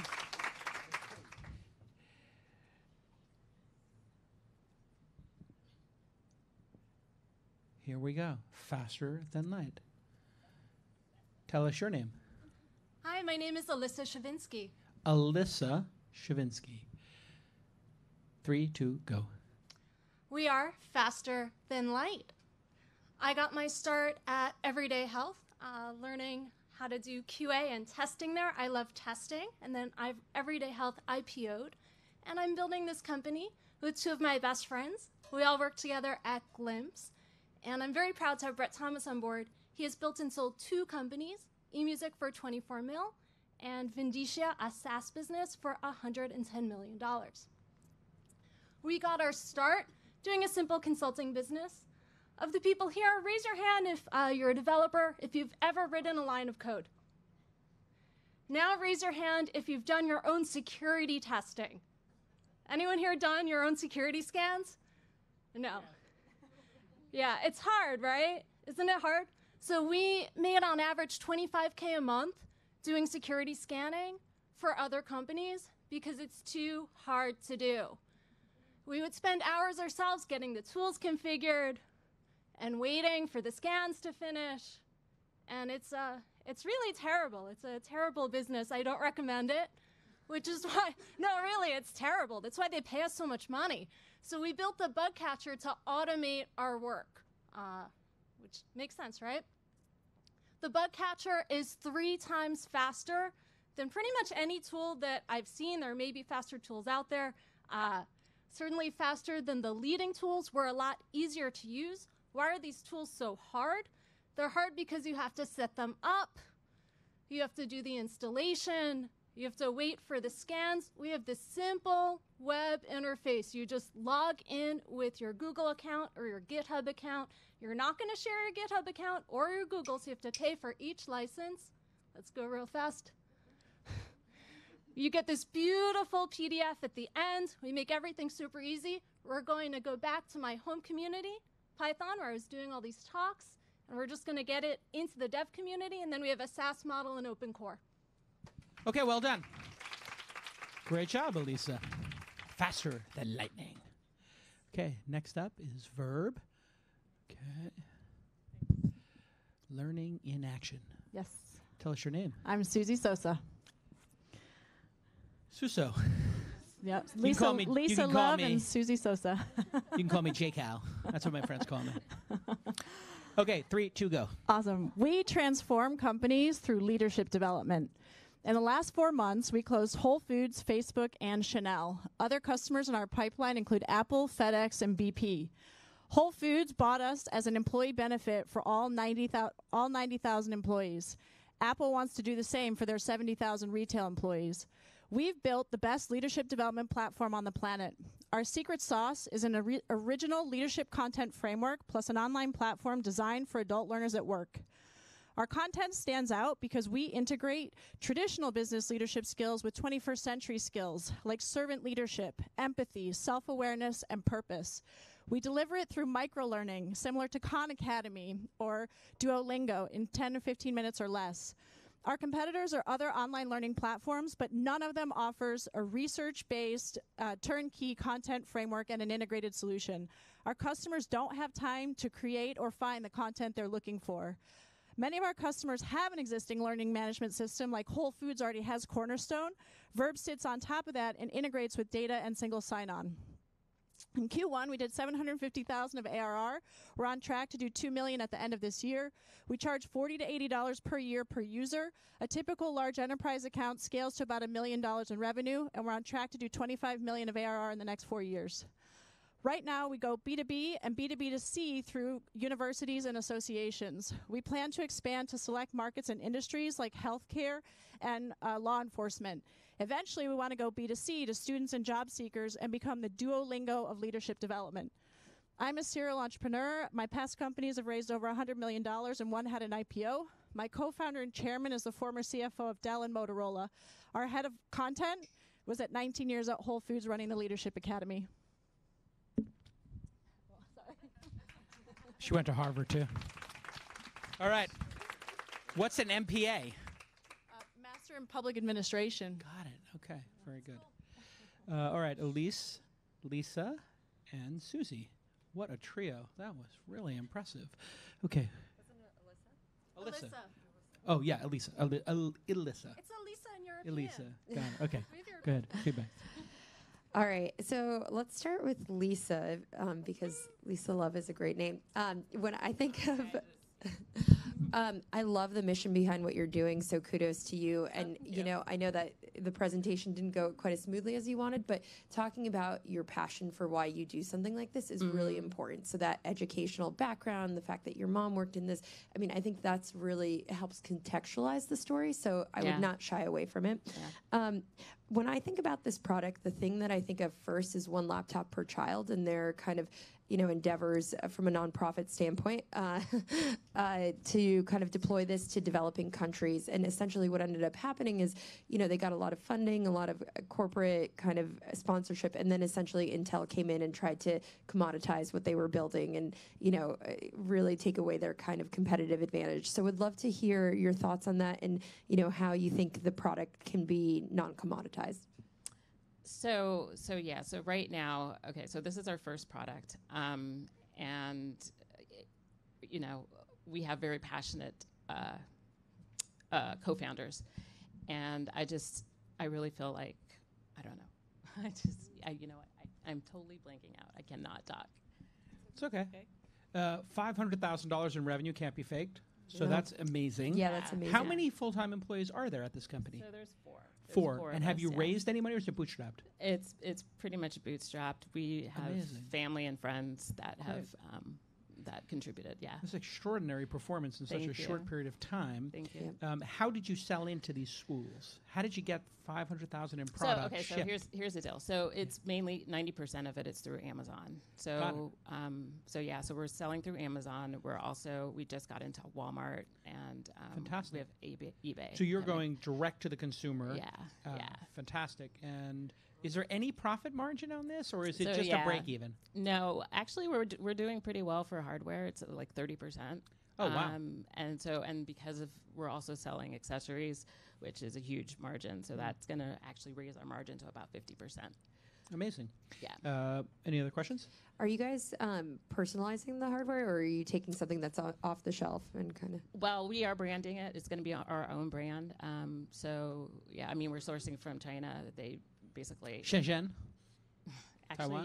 yeah. Okay. And so it's going to be under our brand. But a lot of times they have their own, you know, product, but we just put our brand on, basically. Awesome. Yeah, I had the same exact questions. Anytime you talk to investors and you're in the hardware business, they're going to go, ooh, hardware's hard. Yeah. So you know that. Yeah.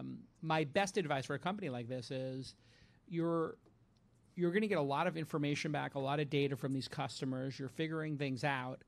Keep your eyes open for an opportunity. So something might come up where you say, you know what? We're getting these in a lot of people's hands, and we're watching the usage patterns, and everybody's going to Khan Academy, whatever it is. But Khan Academy requires an internet connection. People don't have internet connections.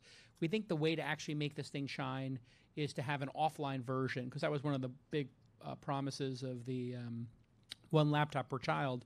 And if you made a system knowing that internet isn't always available in all communities at all times, and maybe some kids don't have a smartphone and other kids going to private school have a smartphone with LTE, maybe if you found out that there was a syncing software you could make with one developer for $5 a month that synced the Wikipedia, synced Khan Academy, and synced whatever other educational videos and put 100% of them on the laptop.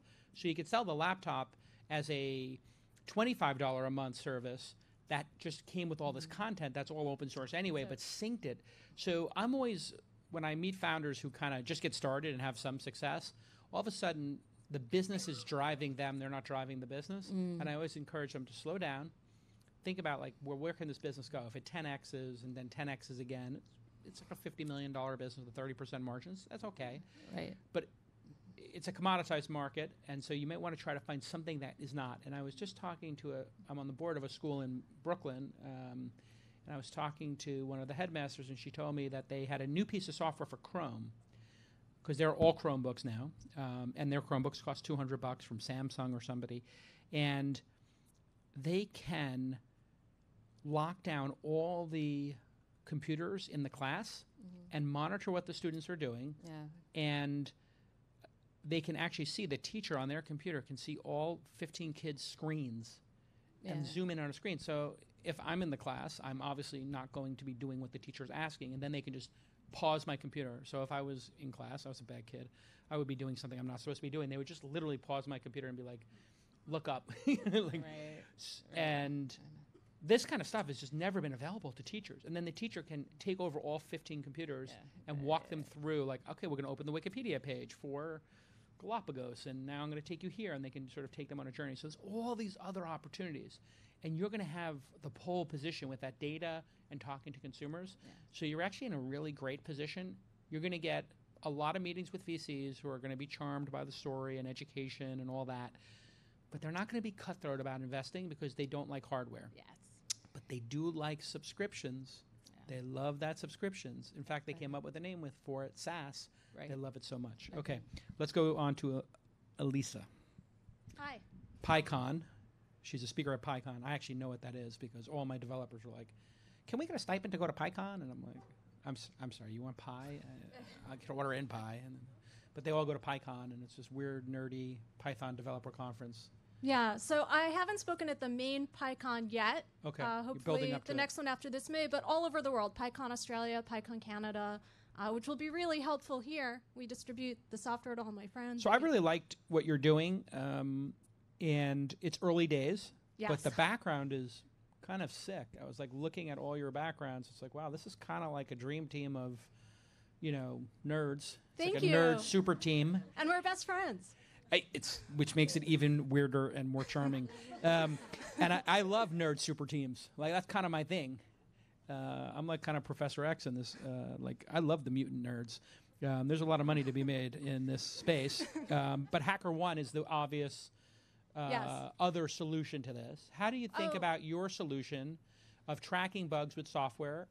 Because you're kind of like a Zendesk, I guess. It might be a way to think about you, Zendesk, but for bugs? We're competing directly eventually with Veracode, so that's a better comparison. Okay, explain that. So HackerOne and those kinds of companies come in to do pen testing at the very end of the process.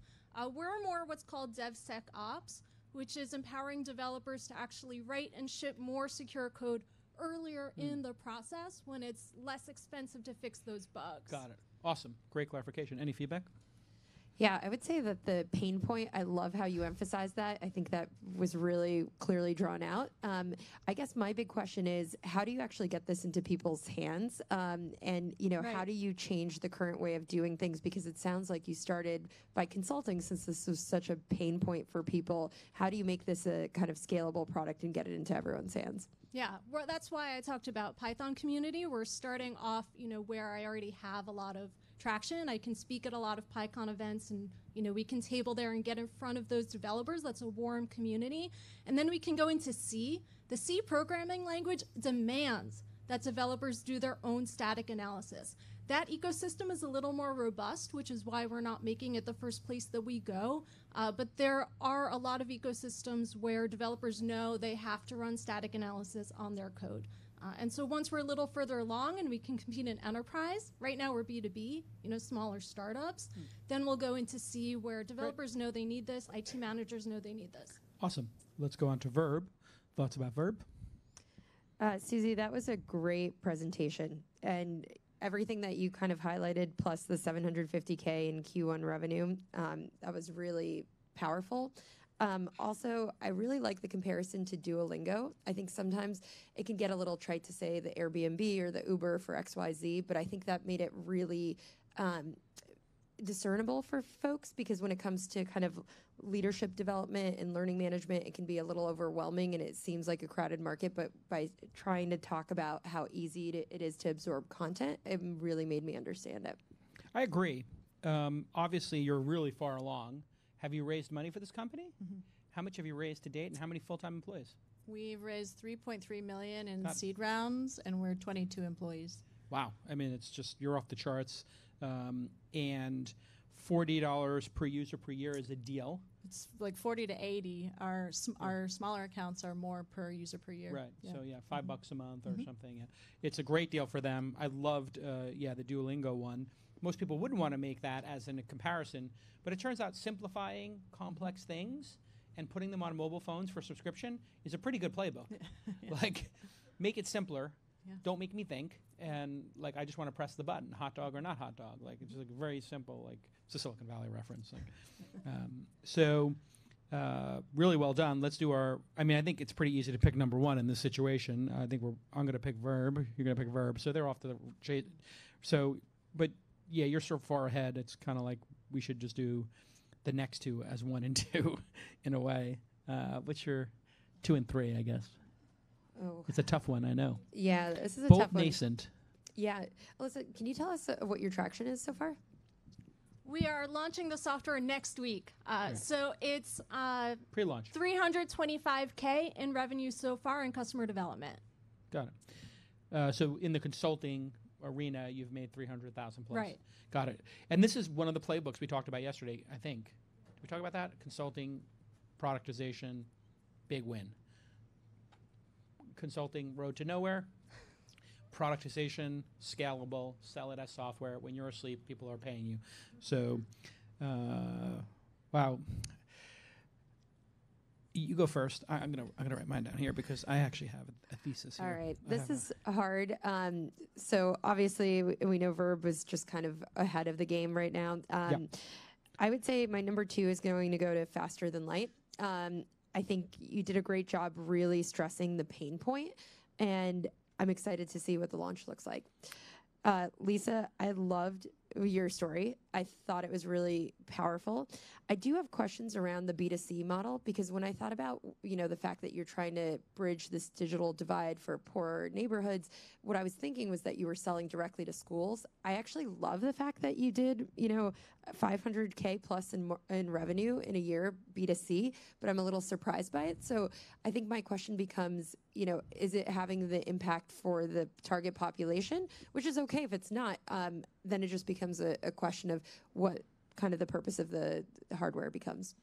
And I went the opposite. So I think in both cases we both had the same number 1, but I flipped it, and I had Lisa, your number 2, and number 3 for Lightning, Lisa. And my reasoning was 500K in sales, bootstrapped, just super impressive. And I think you're going to find something interesting there. And Elisa, I can't wait to see what happens when your mutant nerd team unleashes the software on the world. We'll send you updates. Absolutely. Updates at launch.co. Let's give them a big round of applause. Well done. Okay, I know I got to go faster. These companies are just so good, and the founders are just so amazing.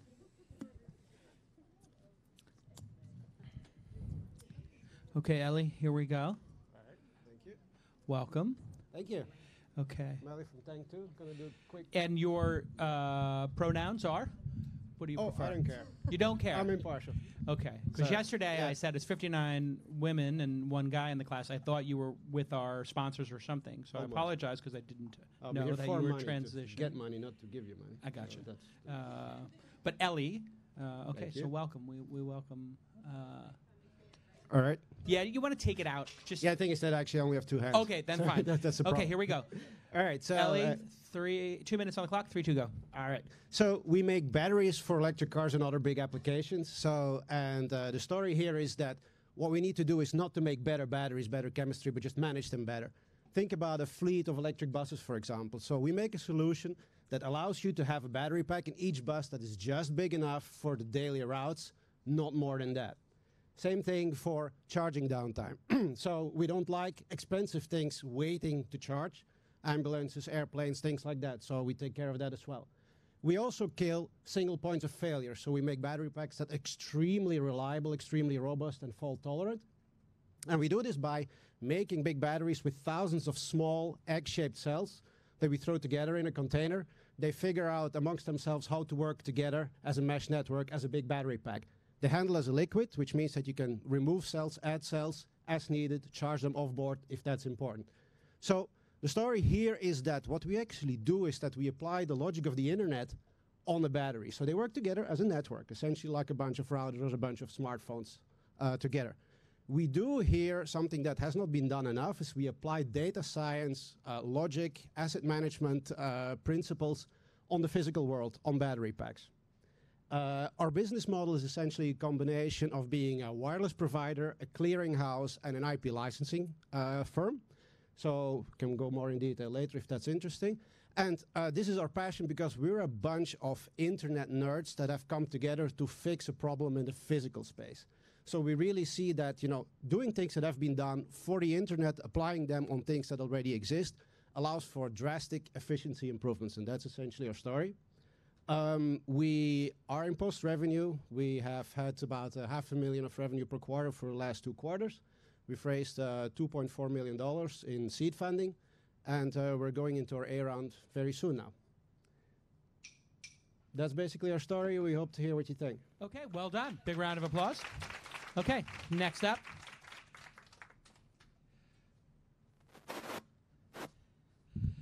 Tank 2, got it. Tank 2.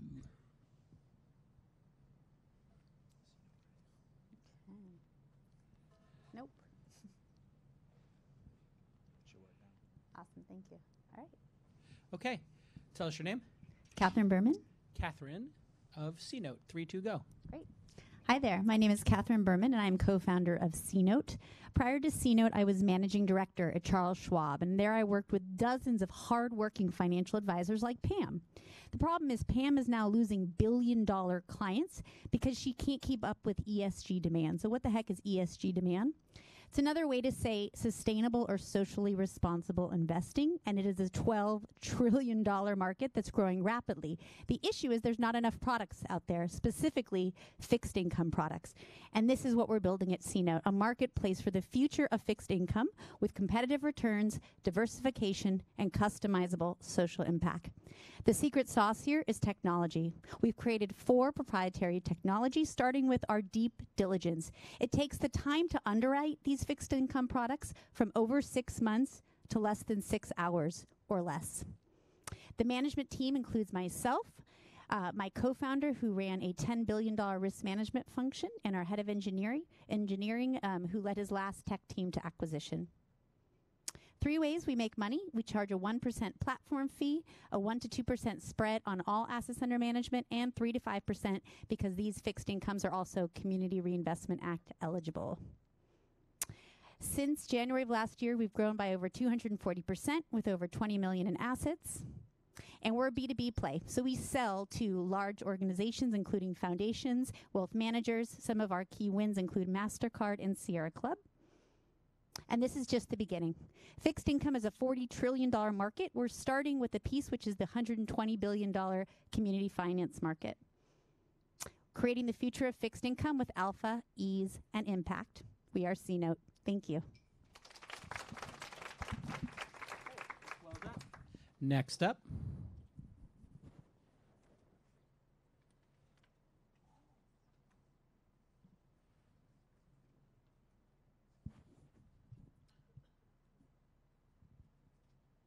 Hi, tell us your name. Hi, this is Jeran. Jeran. Yes. But with a C. So Yes. it's pronounced like a J. J. Jeran. Okay. 3, 2, go.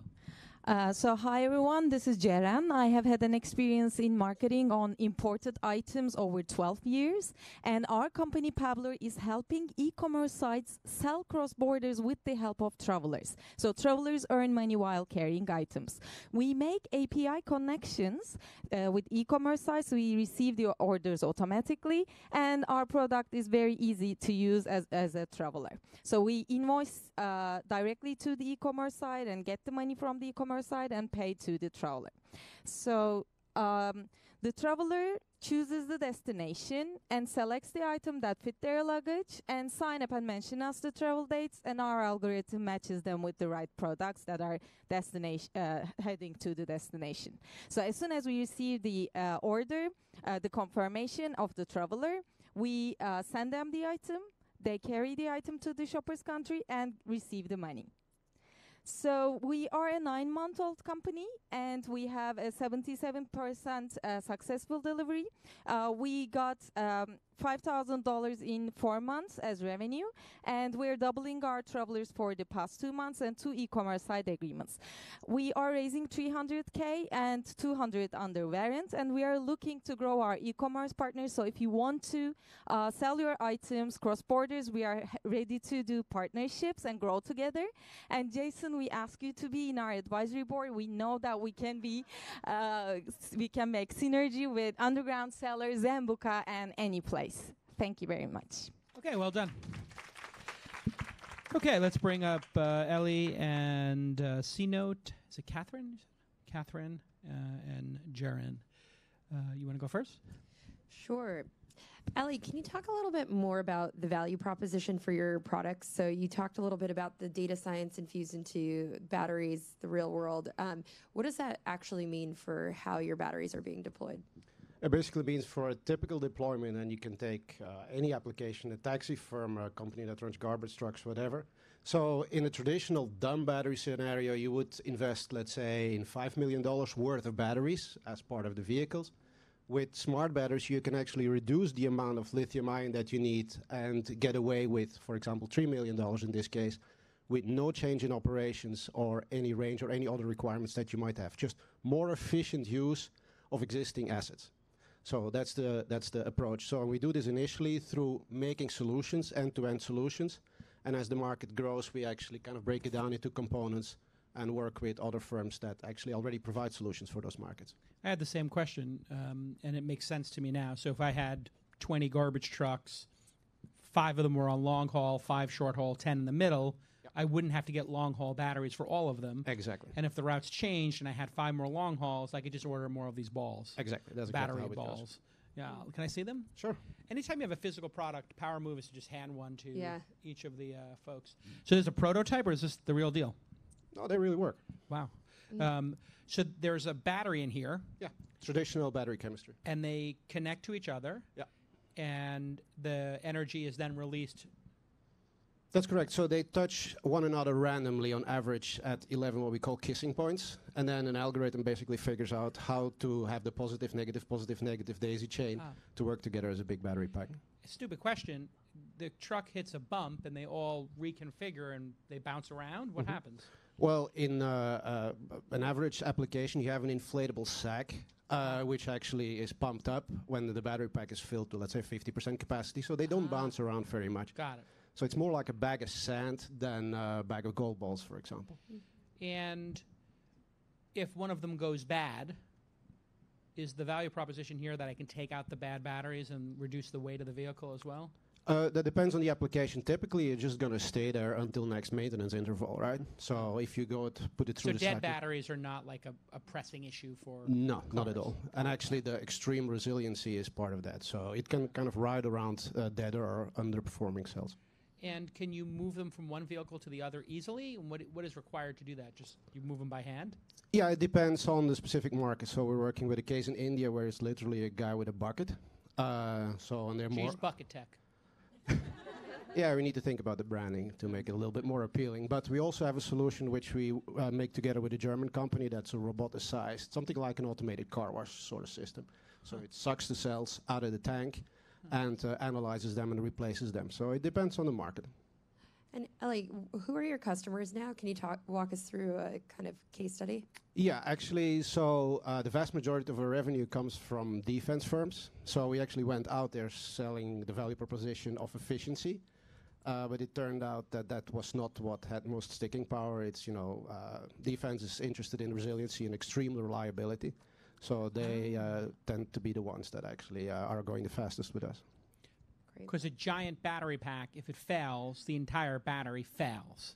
Whereas with these, if a couple of batteries fail, the network of nodes is resilient, like the internet.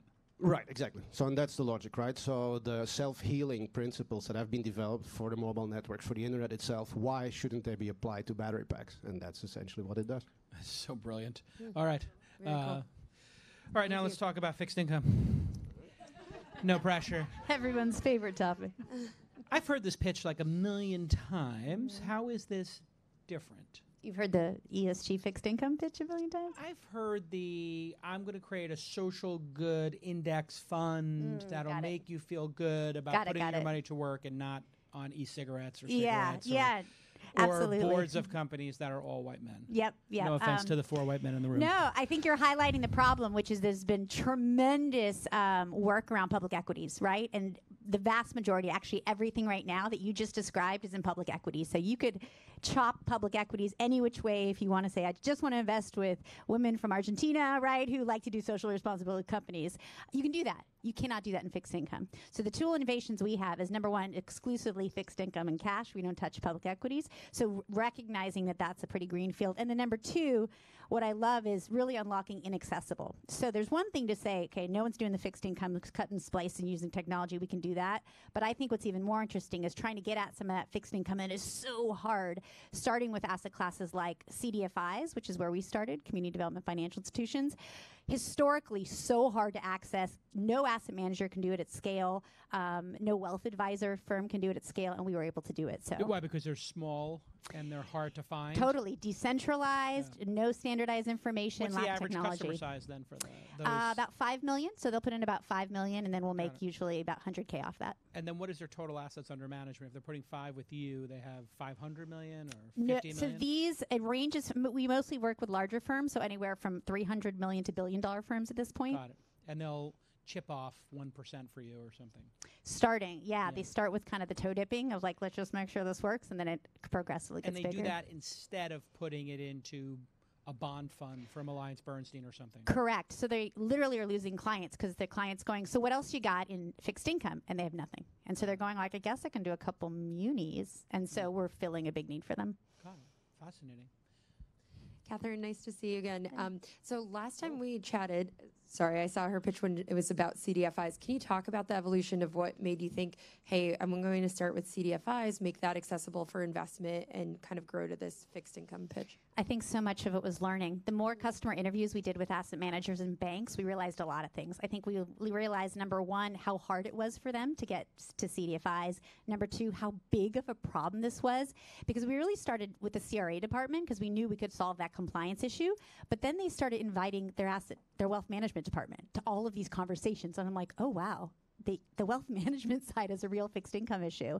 And so I think that's where we opened up and realized the tech could be much bigger than just one asset class, so we could own this entire marketplace. And so, got it. Thanks. Yeah. Okay.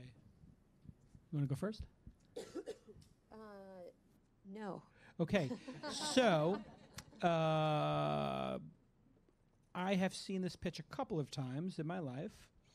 The obvious answer that comes up all the time is like, what if somebody gives me an iPhone made out of fentanyl and I'm a drug mule?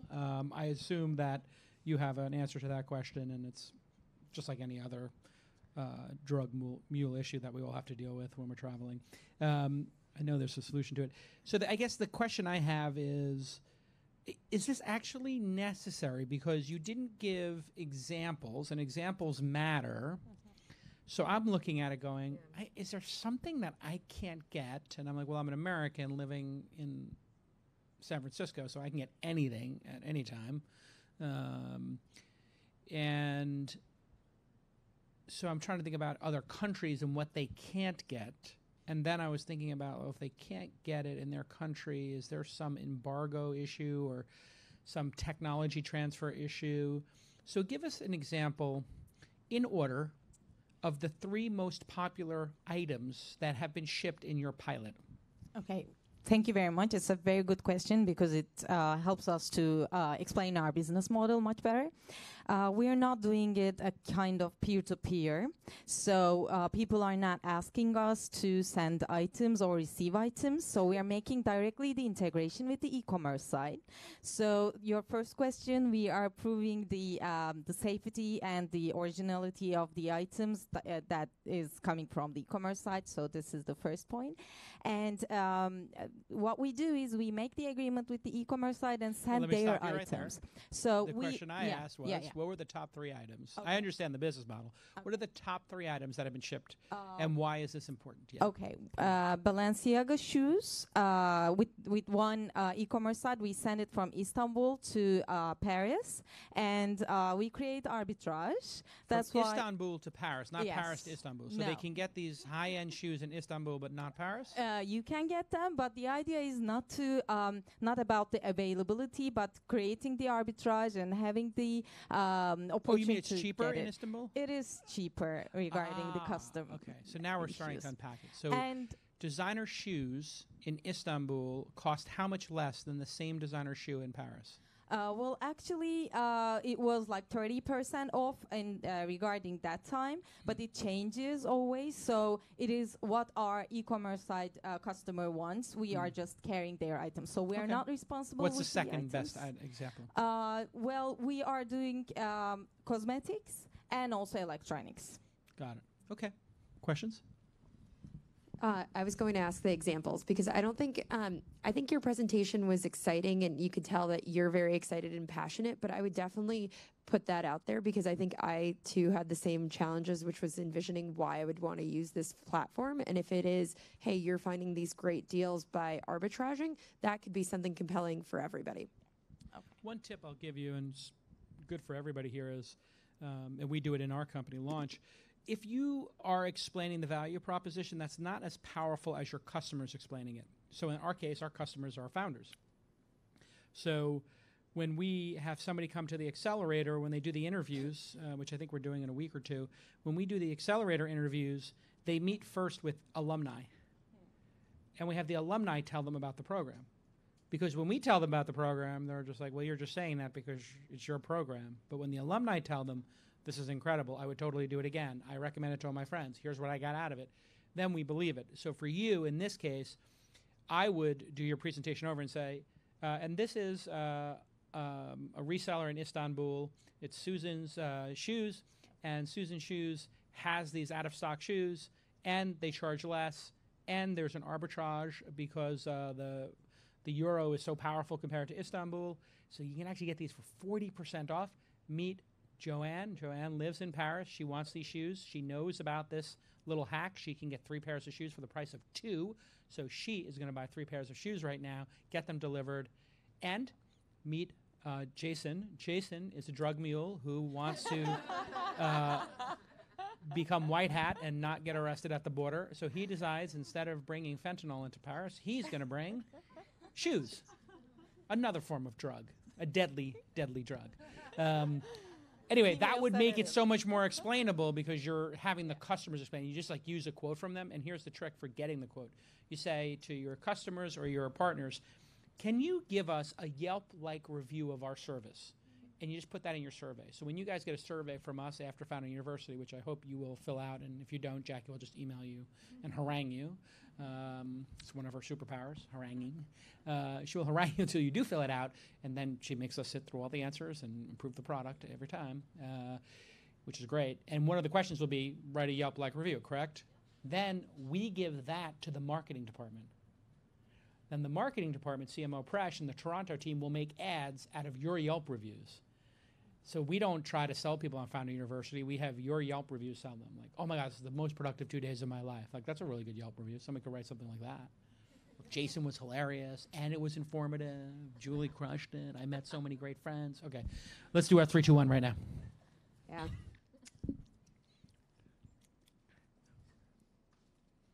You guys all did a great job. I hope that everyone feels that way because you all did. They did. Yeah. Excellent job. So for my number 1, I think this is actually really hard because you guys have such different businesses. So comparing the 3 of you is pretty challenging. I think the slight edge will go to Ellie for me for Tank 2. And the reason for that is because I really, once we started pulling the value proposition, and especially with the traction that you've had, $2 million in revenue with defense firms, 1 million, okay, that's still good. I think that it was impressive. You're clearly about to raise your Series A. I think you have a strong value prop that once communicated can be really powerful. And so I was pretty captivated by that. And then who's your number 2? My number 2 is C-Note. Catherine, it's great to see how much progress you guys have made, and I love the fact that you have 25 million in real paying customers. I think ESG is not a fad. We have an ESG portfolio company that works specifically in public equities. We think that it's a really powerful motivator, and the fact that you've been able to sell into real institutions that are very hard in the sales cycle is impressive. Great, and I had the same ranking. Ellie, I thought it's just like a very creative idea. What role do you have? Are you the founder? Are you the chief founder? Yeah. It's just such a really creative idea. And once you start realizing the value proposition, like I own a Tesla or 4, and they have huge battery packs in them. And, you know, my daily commute's 100 miles, but I have a 340-mile battery in my Model 3, which is completely unnecessary and expensive, right? So I could probably get by with a third of a battery size, but I can't move the balls between my 4 Teslas. That was a humble brag. You know the problem when you have 4 Teslas and like you're just like, which one do I go? Orange, red, black? Which color do you pick? It's a sick addiction I have. I was like, I promise I will not buy the semi-truck. That's what I told my wife. She's like, you're not buying the next Roadster, are you? I was like, yeah, I'm going to buy the next Roadster, but I will not buy the semi-truck. And the fixed income stuff and the do-gooder, like feel good about where your money is going. I'm a marauding capitalist,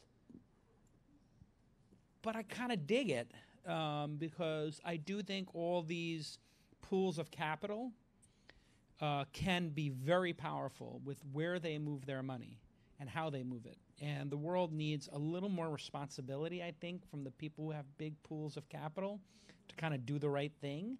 So I think 10 years ago, this idea would not work because people were like, but we're marauding capitalists. But now it's like, if you're a marauding capitalist, like the guillotines are like, they're being built right now in Oakland.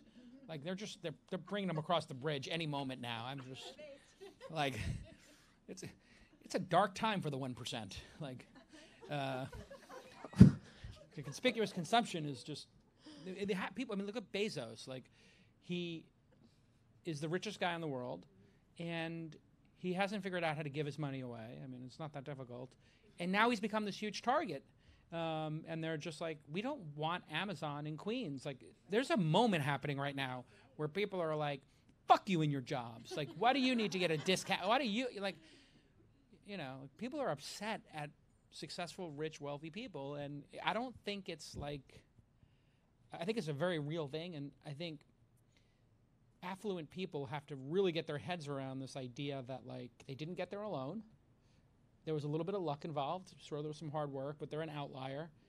And maybe if they all put their money with you and you then used your bat to be like, yeah, sorry, we can't give you any, we can't buy your stuff and put it into our portfolio mix because you have 7 old white guys who were defense secretaries on your board, and maybe you could put 1 woman on the board or 1 person of color. Like, this is how change happens, right? And that some of it happens through people like yelling at each other on Twitter, but not really, to be honest. Like, I think there's a lot of noise on Twitter, but I think the power of the purse is where these things really change. I think it's your time. Pabler, I put you in 3rd place, but I do always think that even though something's been tried 5 or 6 times, it doesn't mean the 7th person doesn't walk up to the door and it magically opens. You ever have like that pickle jar and like it goes around the table and it's like, well, this can never be opened. And then like a 12-year-old walks up and she's like, boop. You're like, what happened? I loosened it for her. Like, sometimes that is actually the reality. This like pickle jar syndrome is like, really happens. YouTube, everybody's like, you want to put videos on the internet and you're not going to charge people to host them. So you're going to lose money. It used to be, before YouTube, if you posted a video on the internet, the reward you got for getting users was a $5,000 bill from your hosting company who had your credit card, and then they would turn the video off, and then we'd all go to the video and be like, fuck Calacanis, the video's not working. And it'd be like, Jason Calacanis has not paid his hosting bill. This video's been turned off. Remember those days? And YouTube came out, and they're like, we have a crazy idea for video. It's like, yeah, how are you going to make money with that? They're like, we're not. We're going to put it up for free. And they knew that the timing, the why now of that was cloud computing and the falling price of bandwidth and the falling price. So maybe there is some why now for you. Maybe it's mobile phones. Maybe it's currency differences. But you've got to figure that out. And so since you're doing that triangulation. I call this like the triangulation kind of thing. A founder, Lisa's in the same sort of area. You know there's something there. The fitness company from Mexico, same thing. There's something there. You got 2 or 3 different models you're pursuing.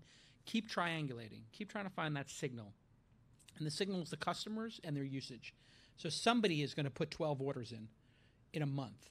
And that's the person you got to go pick up the phone and go have coffee with and be like, hey, you ordered 12 times. What's going on? They're like, oh, yeah, for my book club, I ordered these shoes for everybody because I got them as presents because people don't know I'm getting 60% off because of the currency exchange, whatever it is. So just be cognizant of that. Great job. Let's give them all a big round of applause. You guys.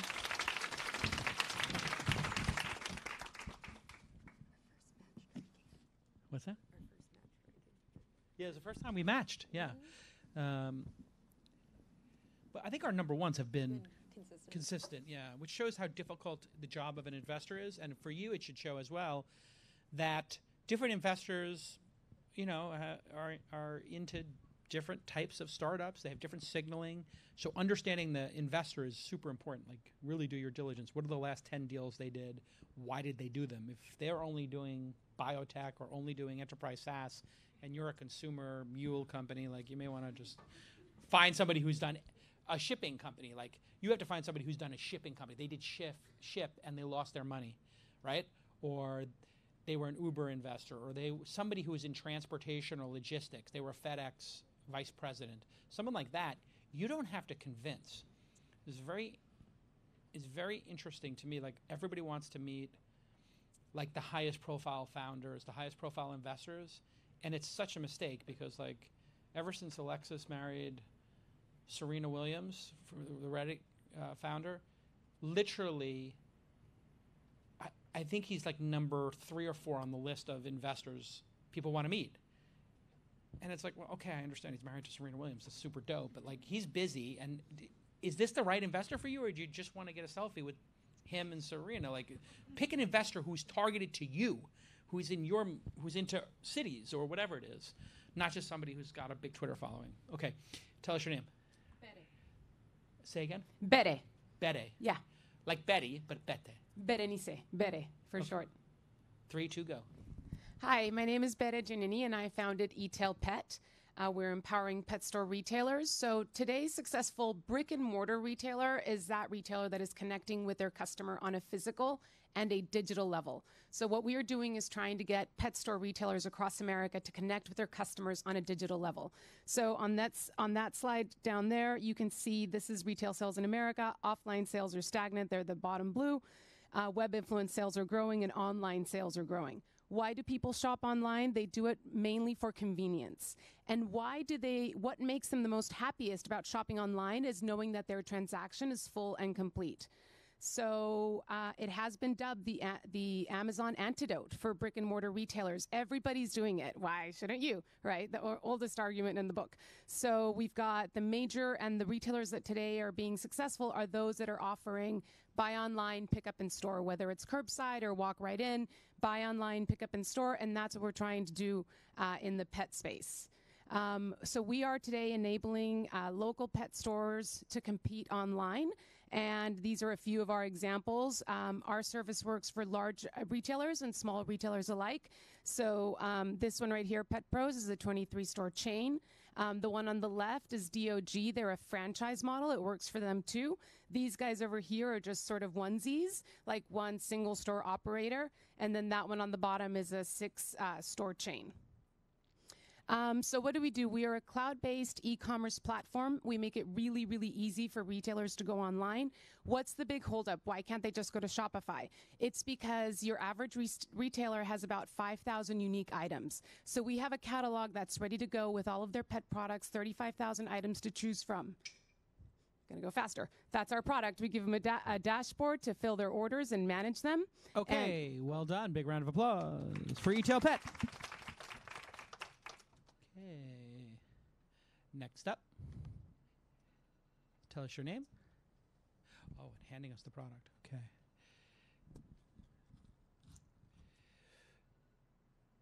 This looks just like my birth control.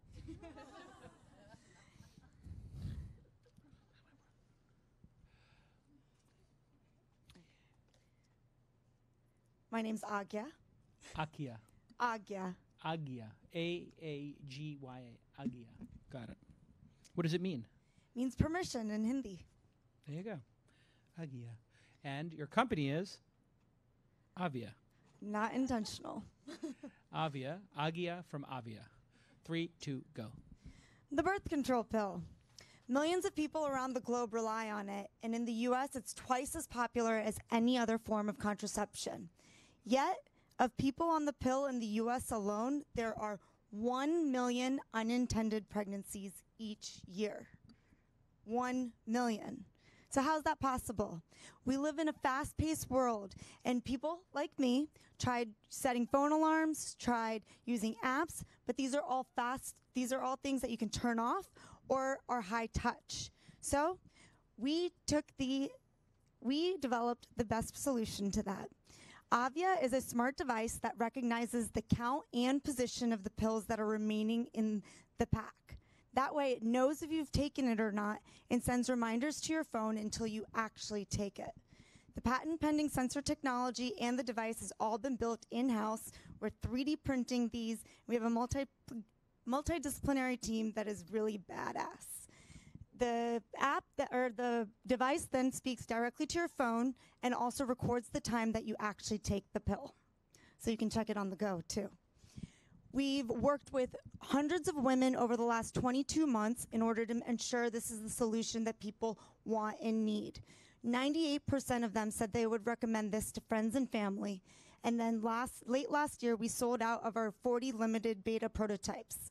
We worked with those users to ensure that we could get to our next version that we just started shipping in March itself, as well as started our pre-orders that we just launched. And we're starting direct to consumer. So the product itself is $39 up front, and you pay $5 per month from there. And, users have been very receptive to that. And then we have a lot of plan and a lot of contacts in the B2B2C space. Okay, well done. Big round of applause for Agya.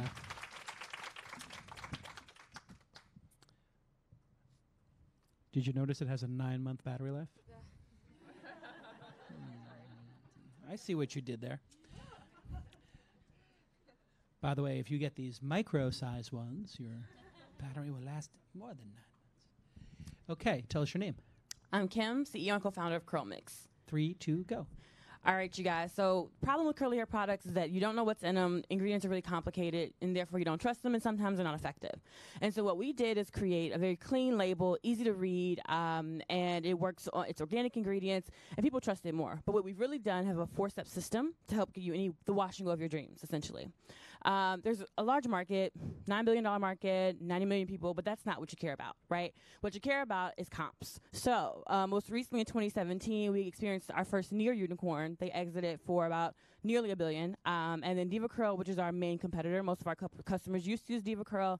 Now they use Curl Mix. They sold for $400 million in 2017 as well. And then Maven's recent, they just raised a $23 million round. And so here's some example of how our products work. So this is before, and then this is the after. So it's a very curly, defined, movable wash and go, which is something that curly women really look for. People love our products. We have over 1,000 5-star reviews. We're #1 on Amazon for flaxseed gel, which is what we do differently than other hair care companies, but I can get more into that in the Q&A. Here's an example of what our products look like. And we're also sold primarily or only e-commerce. So 80% of our sales come through our Shopify website, and then the other 20% is through Amazon. We're a premium product. They're $25 to $35 a piece. This is how we're different. The most notable comparison is Shea Moisture, which is who exited for $1 billion. How we're different is they did most of their money through retail. We're doing most of our money through e-commerce. We're going to be like Glossier, but for curly hair. I'm talking fast because I got a lot of stuff. So we were on Shark Tank, 40 million views on our episode. Aired March 3rd. We also have a proprietary formula for making flaxseed gel, and we have a very engaged customer base. Money slide. So we have what Jason calls lightning growth. We've been tripling revenue every 6 months. Q1 we did 1.26 million. Well, year to date for this year we did 1.5. Tell you that we made $1 million last year. Keep going. Here's the money slide. 20K in recurring monthly revenue. Lifetime revenue 2.6 million. Average order value $63. Blah, blah, blah, blah. All right, let's hear it for Kim. Nicely done. We like the energy. All right, let's bring eTailPet back and Avaya. Boy, this is a tough one. Again, we have 3 super compelling businesses and founders. Let's ask them some questions. Yeah. So starting with eTail Pet, let's talk a little bit. So are you a separate e-commerce platform that individual retailers sign up for? Is that what happens? Yeah, that's right. So we built our own platform. I actually own a chain of stores myself. That's how I started the business. I was doing it to get customers to come into my store. So I knew there were people walking around shopping on Amazon and Chewy, and I'm like, I'm right here. I have stores right here. Shop with me. And so we built this platform, and then the success was really big. So I partnered up with some people in the industry, and now we're giving this technology or selling this technology to retailers across the country. Awesome. And talk a little bit about your traction. So we started the company in April of last year, started coding in June. We got our first customers. We didn't have a product yet.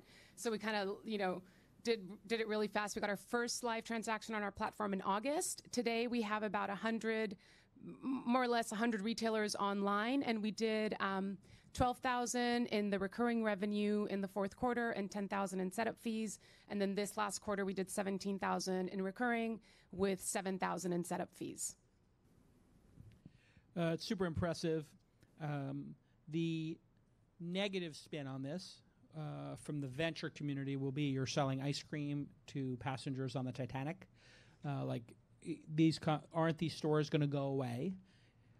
So why don't we just tackle that one? Let's see how well you answer that one. Aren't these stores going away? So the pet space is really interesting. You can buy things at Walmart and Amazon and, Petco and PetSmart. But there's a lot of products that aren't sold in those big boxes. Raw pet food is one of the fastest growing categories, and that's only sold with the independent pets. All the CBD products, which are so great and growing tremendously, all of that is only sold there.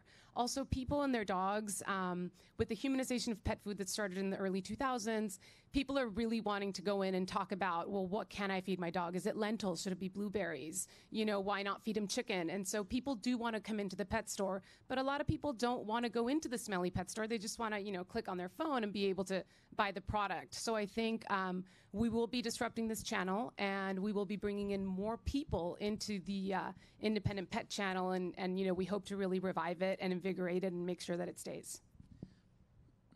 Not bad. We could workshop it. Okay. I think we can get an even better answer. I think there's something in your answer, which was a bit rambling, around. I like the part that there are unique products, and I buy that because we were on the raw food thing for a while with our bulldogs. So there's something also about community, I think, and these local stores acting as a hub of community or adoption and other things, training and walks and stuff like that. So there might be something there. But I do think that's the hurdle you'll have to get over, is that these stores will still exist for you to sell your product to them. There were a lot of businesses in the late 90s and early 2000s, especially in the early 2000s, that were selling products to help local newspapers compete with Craigslist and Google and Facebook, and they're all gone. And that's the thing I think you have to think about is what if you've tied yourself to a sinking ship? And, if you have to cut the rope, then what would the business be, right? And so there was a company that had really great metrics early on. They were doing dating sites for magazines. And so all the magazines all of a sudden had dating sites associated with them. And I was like, well, this is kind of cool. Like a magazine is kind of a community, and that was going to save magazines. And then they did message boards and classifieds and real estate agents associated with local newspapers. None of it worked because the underlying fundamentals were just so. If the newspaper goes out of business, there's just nobody to sell to. So I would really think deeply about that, and then also the opportunity side. So what is the opportunity when you have 1,000 independent stores on the platform? What could they do collectively that Amazon can't? I don't have an answer to that, but that's where my mind goes, is what could 1,000 people do? Could they come up with their own label of brand for food that they as a group work on together as some sort of community? Or I'm not sure exactly what it is, or maybe a network of dog walkers and cat sitters and other things. I'm not sure what services, et cetera, but I do think it's well executed. And you said you have 100 people on the platform? Yeah, 100 different doors. Super impressive. And the fact that you had the stores and you're the customer, that's a great final microphone drop for you. One other just small piece of advice. 1 slide, 1 point. 1 slide, 1 point. Your first slide had 3 charts on it, and I think half of Moby Dick. Like, it was like the Iliad. I was like, how did she do this? Like, 1 slide, 1 point. If you really want to make those points, just because people can't focus. And there's this thing that happens in presentations, which is synchronicity, we call it internally. When the person speaking, the slide should be speaking and saying the same thing, right? You have to be in harmony.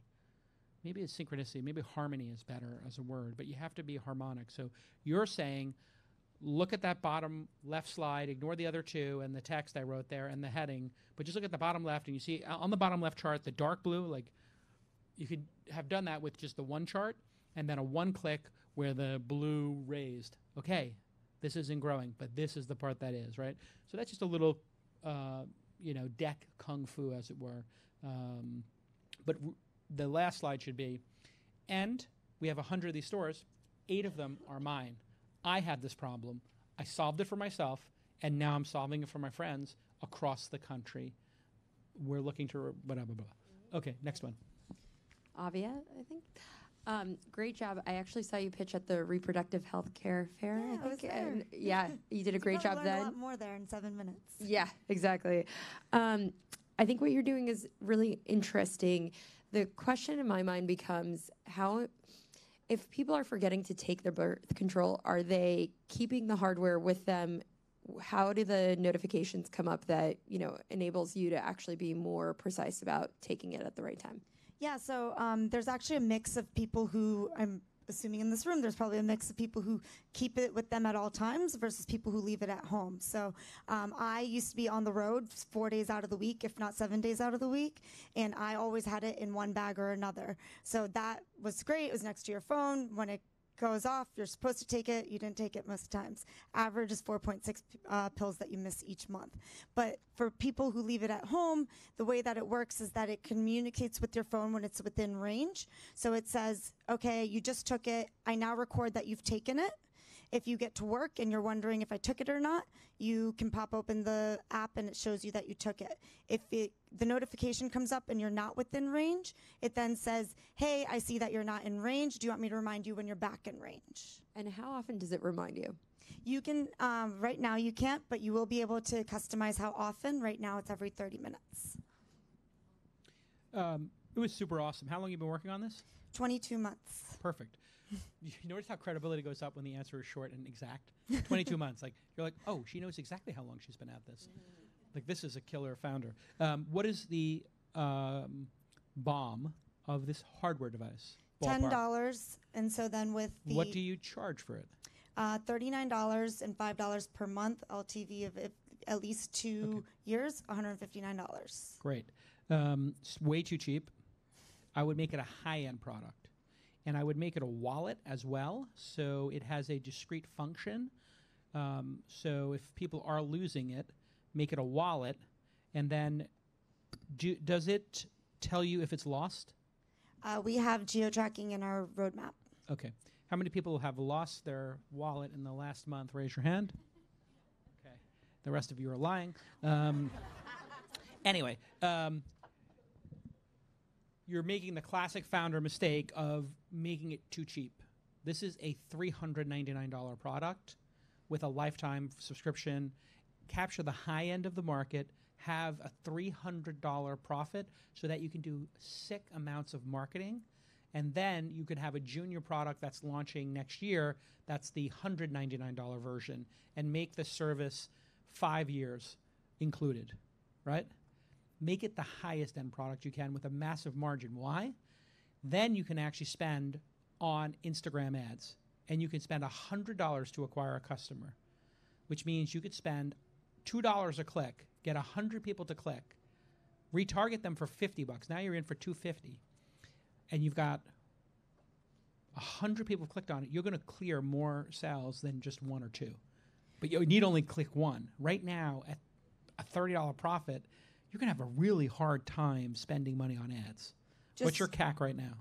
Just to confirm on that, are you saying $399 and then also $5 per month? No, $399 and the service for life. Okay. or your reproductive life. So as we it have were. $39 and then $5 per month is how we had done it. No. See, I think one of the classic mistakes founders make is they think that people are price sensitive. You have to think about what the price is if you don't take your birth control. It's a slightly higher price than $39. I'm going to take a guess.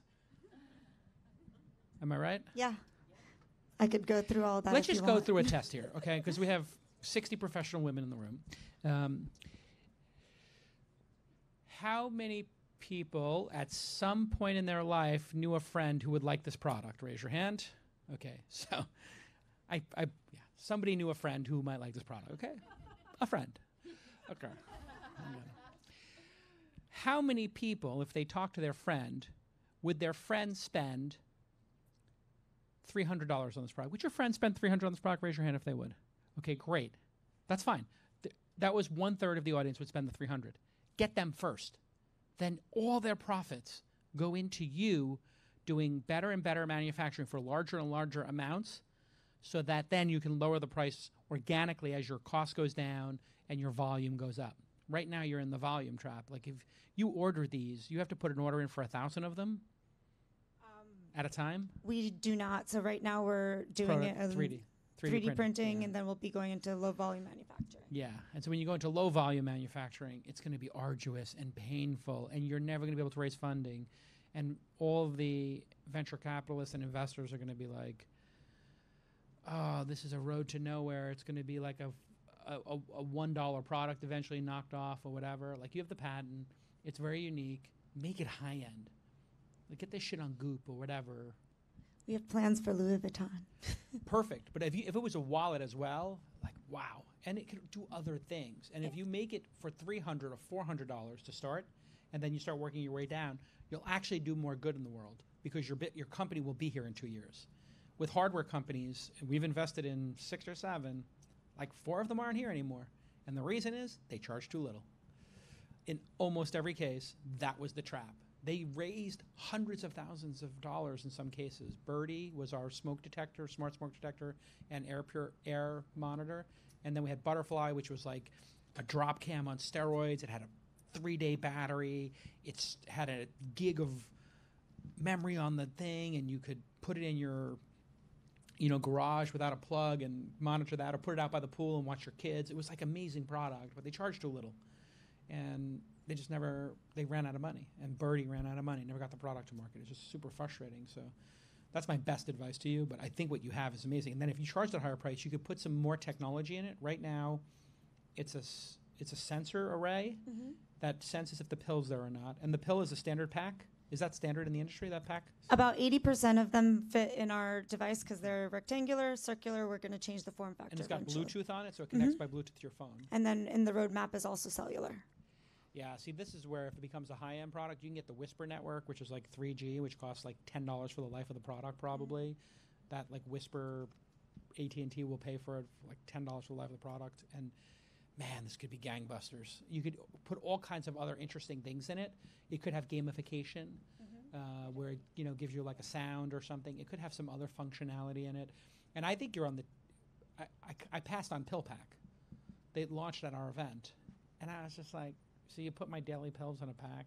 Like, that's dumb. Like, I mean, it's cute, but it's dumb. Like, they make that plastic thing for $1.99. I could put my pills in for grandma, like, grandpa. Nobody does it. And then the pill pack, like, got bought for $1 billion. Yep. Like, you could be sitting on that. They're also out of MIT.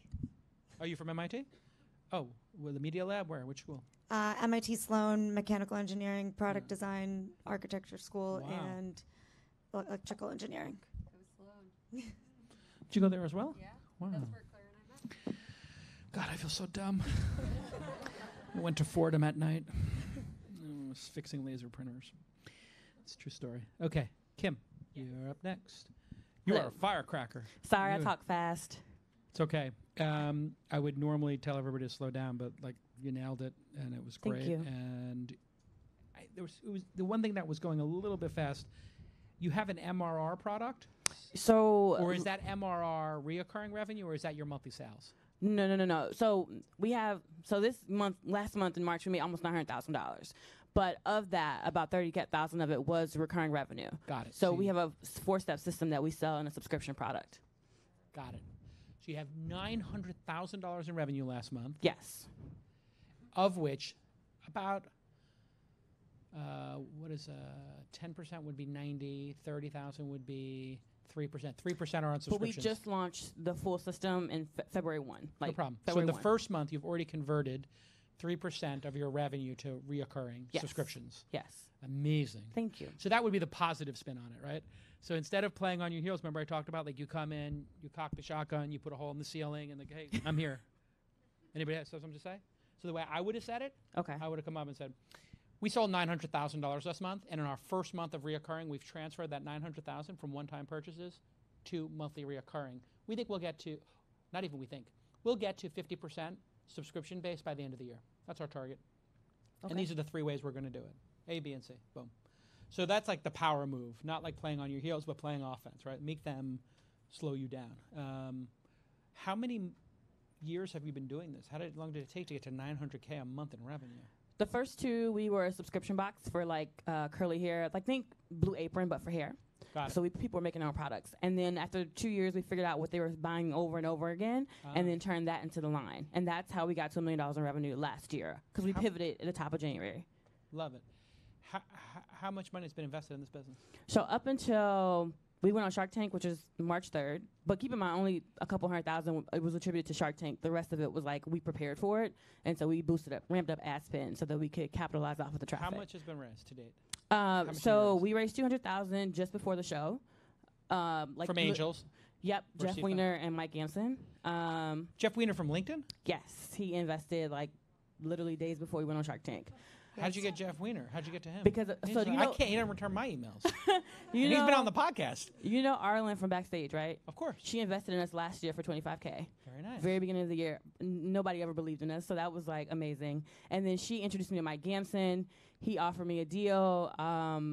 2 weeks before Shark Tank, took the deal. We did really well after the show, and they were like, "Can we invest more?" So he offered me a $1.2 million deal a couple weeks ago, and I took it. So we just got to sign the contract, but I haven't. Oh, so you haven't signed it yet?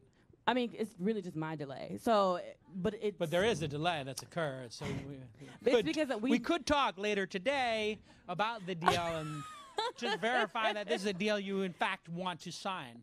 Because if the deal's not signed, it's not a deal technically, right? I mean, I'm just saying. Anyway, this is really good. Go ahead. Thank you. Yeah. We got to stop this deal now. There's some yum going on here. We got to figure out how to intercept and scuttle this deal. I mean, as somebody who has curly hair, I feel very compelled by the product. The fact that Jeff Weiner feels that way is also a little befuddling, but that's his great. Daughter, his daughter has curly hair. She's 8. So you've been working on this for 3 years, you said? Or 3.5, yeah. 3.5 years. So you started with a subscription box. Yes. And why pivot away for that?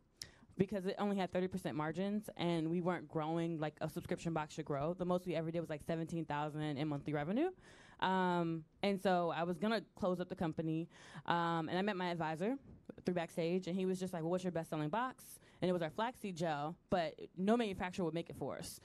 All 3 of them that we went up to said no. So then he was just kind of like, you figure it out. So we figured out how to scale flaxseed gel, which was kind of a hole in our market. Most companies are using flaxseed oil, and they just put it in synthetic products. When we are literally boiling flax seeds and extracting the gel. And then you use it for your hair to get like a curly defined wash and go. And wavy, curly, and kinky textures use it. So not just people who have hair like, I'm actually not my ideal customer. My hair is a bit kinkier. Somebody who's like who's mixed is our ideal customer. I put flaxseed in my yogurt sometimes. Well, this product's not for me, but obviously. But I mean, you can use the gel. I could use the gel, maybe. I can hit the gel. Guys. Wow, just tremendous, by the way. Yeah. Good job. Thank you. And I was just, I'm kind of friendly with Arlen, and I had her on the podcast a couple years ago, and I know she's taken a couple hits recently in the press, and I was going to tweet yesterday because somebody wrote a long blog post, and they were just like, it was kind of like, I don't know if you saw that blog post, but about not raising the money or whatever. Yeah, she didn't raise her new fund or whatever, and I was just thinking, all she's got to do is have one of these first 100 investments turn into a unicorn, and then everybody would just shut the fuck up, right? Right. Like, I'm trying to make her proud. I really am. so no pressure, but I think if you get this deal done, and she can bring that to market, because she invested, I'm sure, when the company was low millions. $2 million cap. Right, and if you get this done at a 10. Yeah. Or what is it, 10, 8, 9? What do you think? The deal with Jeff Weiner? Yeah, what do you think? No, the deal we're talking about scuttling here. The one that's... Oh, I mean, it's a $12 million cap. Yeah, so that's nice. That's yum yum. So she gets a 6X markup. Mm-hmm. That's a nice piece of data for her to go to market with. But that is it's raising funds is hard. It is hard, but I am your ideal customer, and I can't wait to try it. So There you go. Thank you. All right. Okay, now we have to pick our 3, 2, 1 here. This is going to be super hard because, wow. Wow. Ah, gosh. I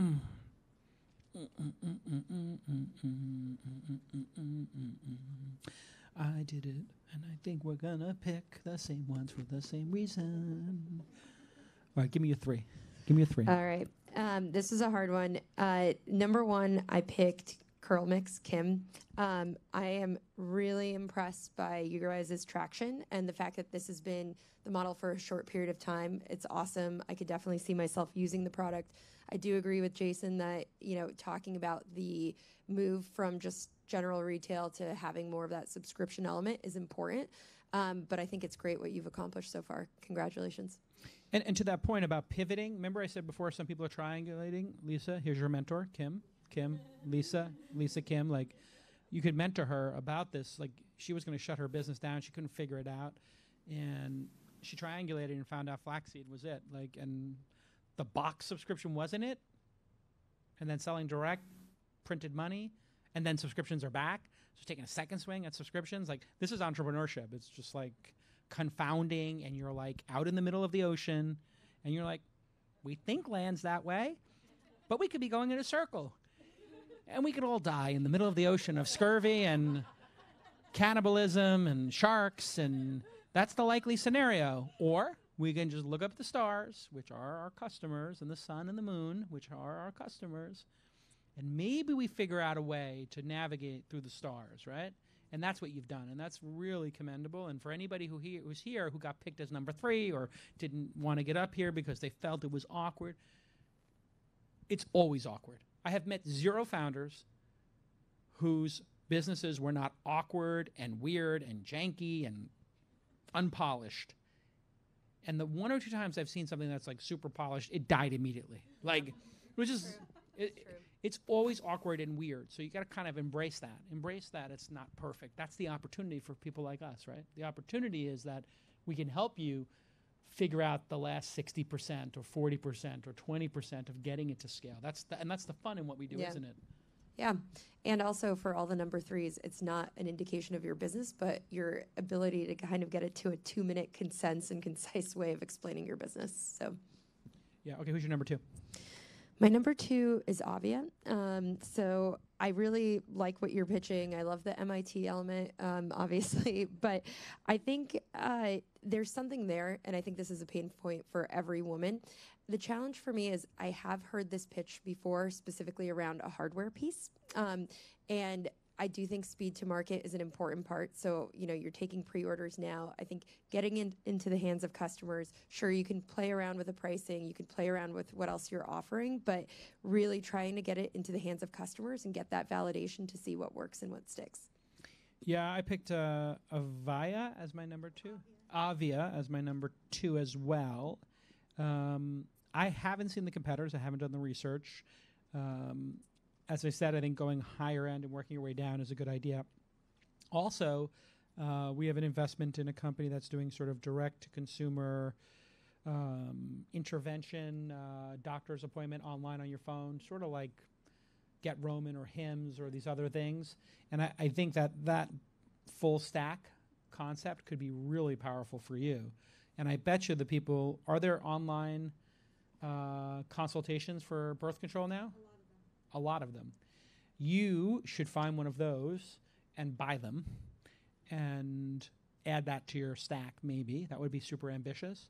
Or you could find one that you want to merge with and you like the founder and tell them, I want to buy your company, and then go to a VC and say, we're going to buy this company, which is kind of meandering. It's the number 3 player, but we're the number 1 product that'll make us kill the first 2. And we're going to put these 2 things together. 1 + 1 = 5. If you believe that. I kind of believe that. Don't you think I a love full that. stack would be better? Yeah. And then it's like you're differentiating. It's like you can get the pill, online, of course, but you still have to remember to take it. So we're going to make sure that you get it and that you take it. And a little more playfulness. I thought for a product that is, so cutting edge, don't be afraid to have a little character and a little bit more, like on a branding basis. Maybe get some branding going on around it. I thought it was like, where's the device you have in your hand? It's like super utilitarian. Like, if people are going to carry that, they want it to be buttery. Like, I would butter that up a little bit. Leather. Give them 3 choices, and when you go to Shenzhen, you'll figure that out. Like, you can get like 17 different flavors, but really well done. And then E-Tail Pet. Yeah, E-Tail Pet. I like what you guys are doing a lot, and especially the empowerment of local business owners. I know that there's a double-edged sword there, but there's a feel-good story. I think the challenge for me was in your presentation, I wasn't fully aware of exactly what you guys were doing, and it took a while to kind of get to the meat of what your product and business is. And even still, I wasn't quite clear as to whether you were aggregating all of the inventory and putting it on other e-commerce platforms or whether you were doing that yourself. And so I think just having a little bit of clarity around what the product is and why it's going gangbusters after you tried this for yourself would really be powerful. And we only got that from the Q&A. Yeah, you're impressive, and the product and the attraction's impressive. The vision is too modest. Open the aperture up a bit, right? Be ambitious. As you were talking, I was thinking, wait a second. She actually believes you believe these stores are not going away. You believe they are going to be around in society. Obviously, you wouldn't be doing this.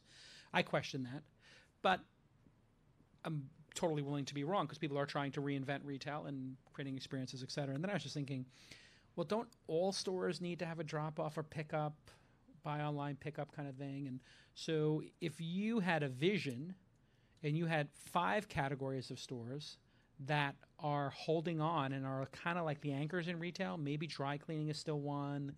I don't know what the other ones are that you don't think are going to go away. Liquor store is perfect. I think putting together this product and then telling the liquor store and the pet store on the same block that they all could use the same product and then cross-marketing each other. So if you pick up your Jameson and could upsell you on cleaning your dog because obviously you're not drinking too much. And anyway, you get the idea. There's something here where like maybe you could empower these local stores to, in the same way Etsy sellers, kind of have created this consortium, or even Patreon now. One of the things that's a phenomenon on Patreon now is the creators support each other. So one creator will go subscribe for $1 to each of 20 creators, and then that shows up on your creator page, which is something we got to do on our page. And it just sort of lets people know that you're sort of creating monetary velocity between these constituents. And that's something you might be able to do. I wonder if there's like 4 or 5 other people who would want this similar service. But you're going to have a hard time clearing market in Silicon Valley. So think it through a little bit. Because even if you did win all pet stores, what would that look like? How many independent pet stores are there in America? 13,000 of them. And so if you got them to give you $1,000 each, $1 each would be 13, $10 each would be 130, 100 would be 1.3 million. And if you got 1,000 from each one of them, you would get 13 million. So now you see the problem for a venture investor. Like, needed to get to 1.3 billion in sales, right? $1,000 each. So there's something there, but again, open the aperture up if you want to get the venture capital money, right? You say, we're going to own all 13,000 stores. We're going to monetize that at $1,000 each.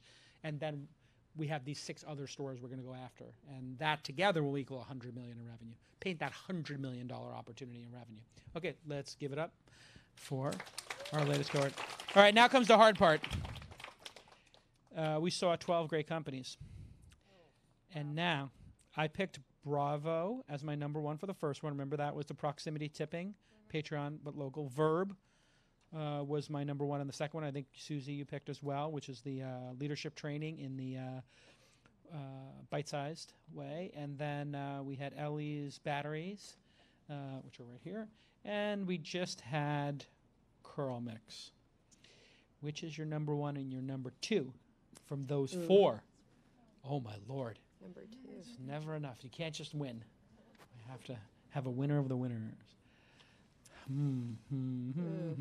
This is very personal too. This is the and I would assume you might even meet with one of these companies. Yep.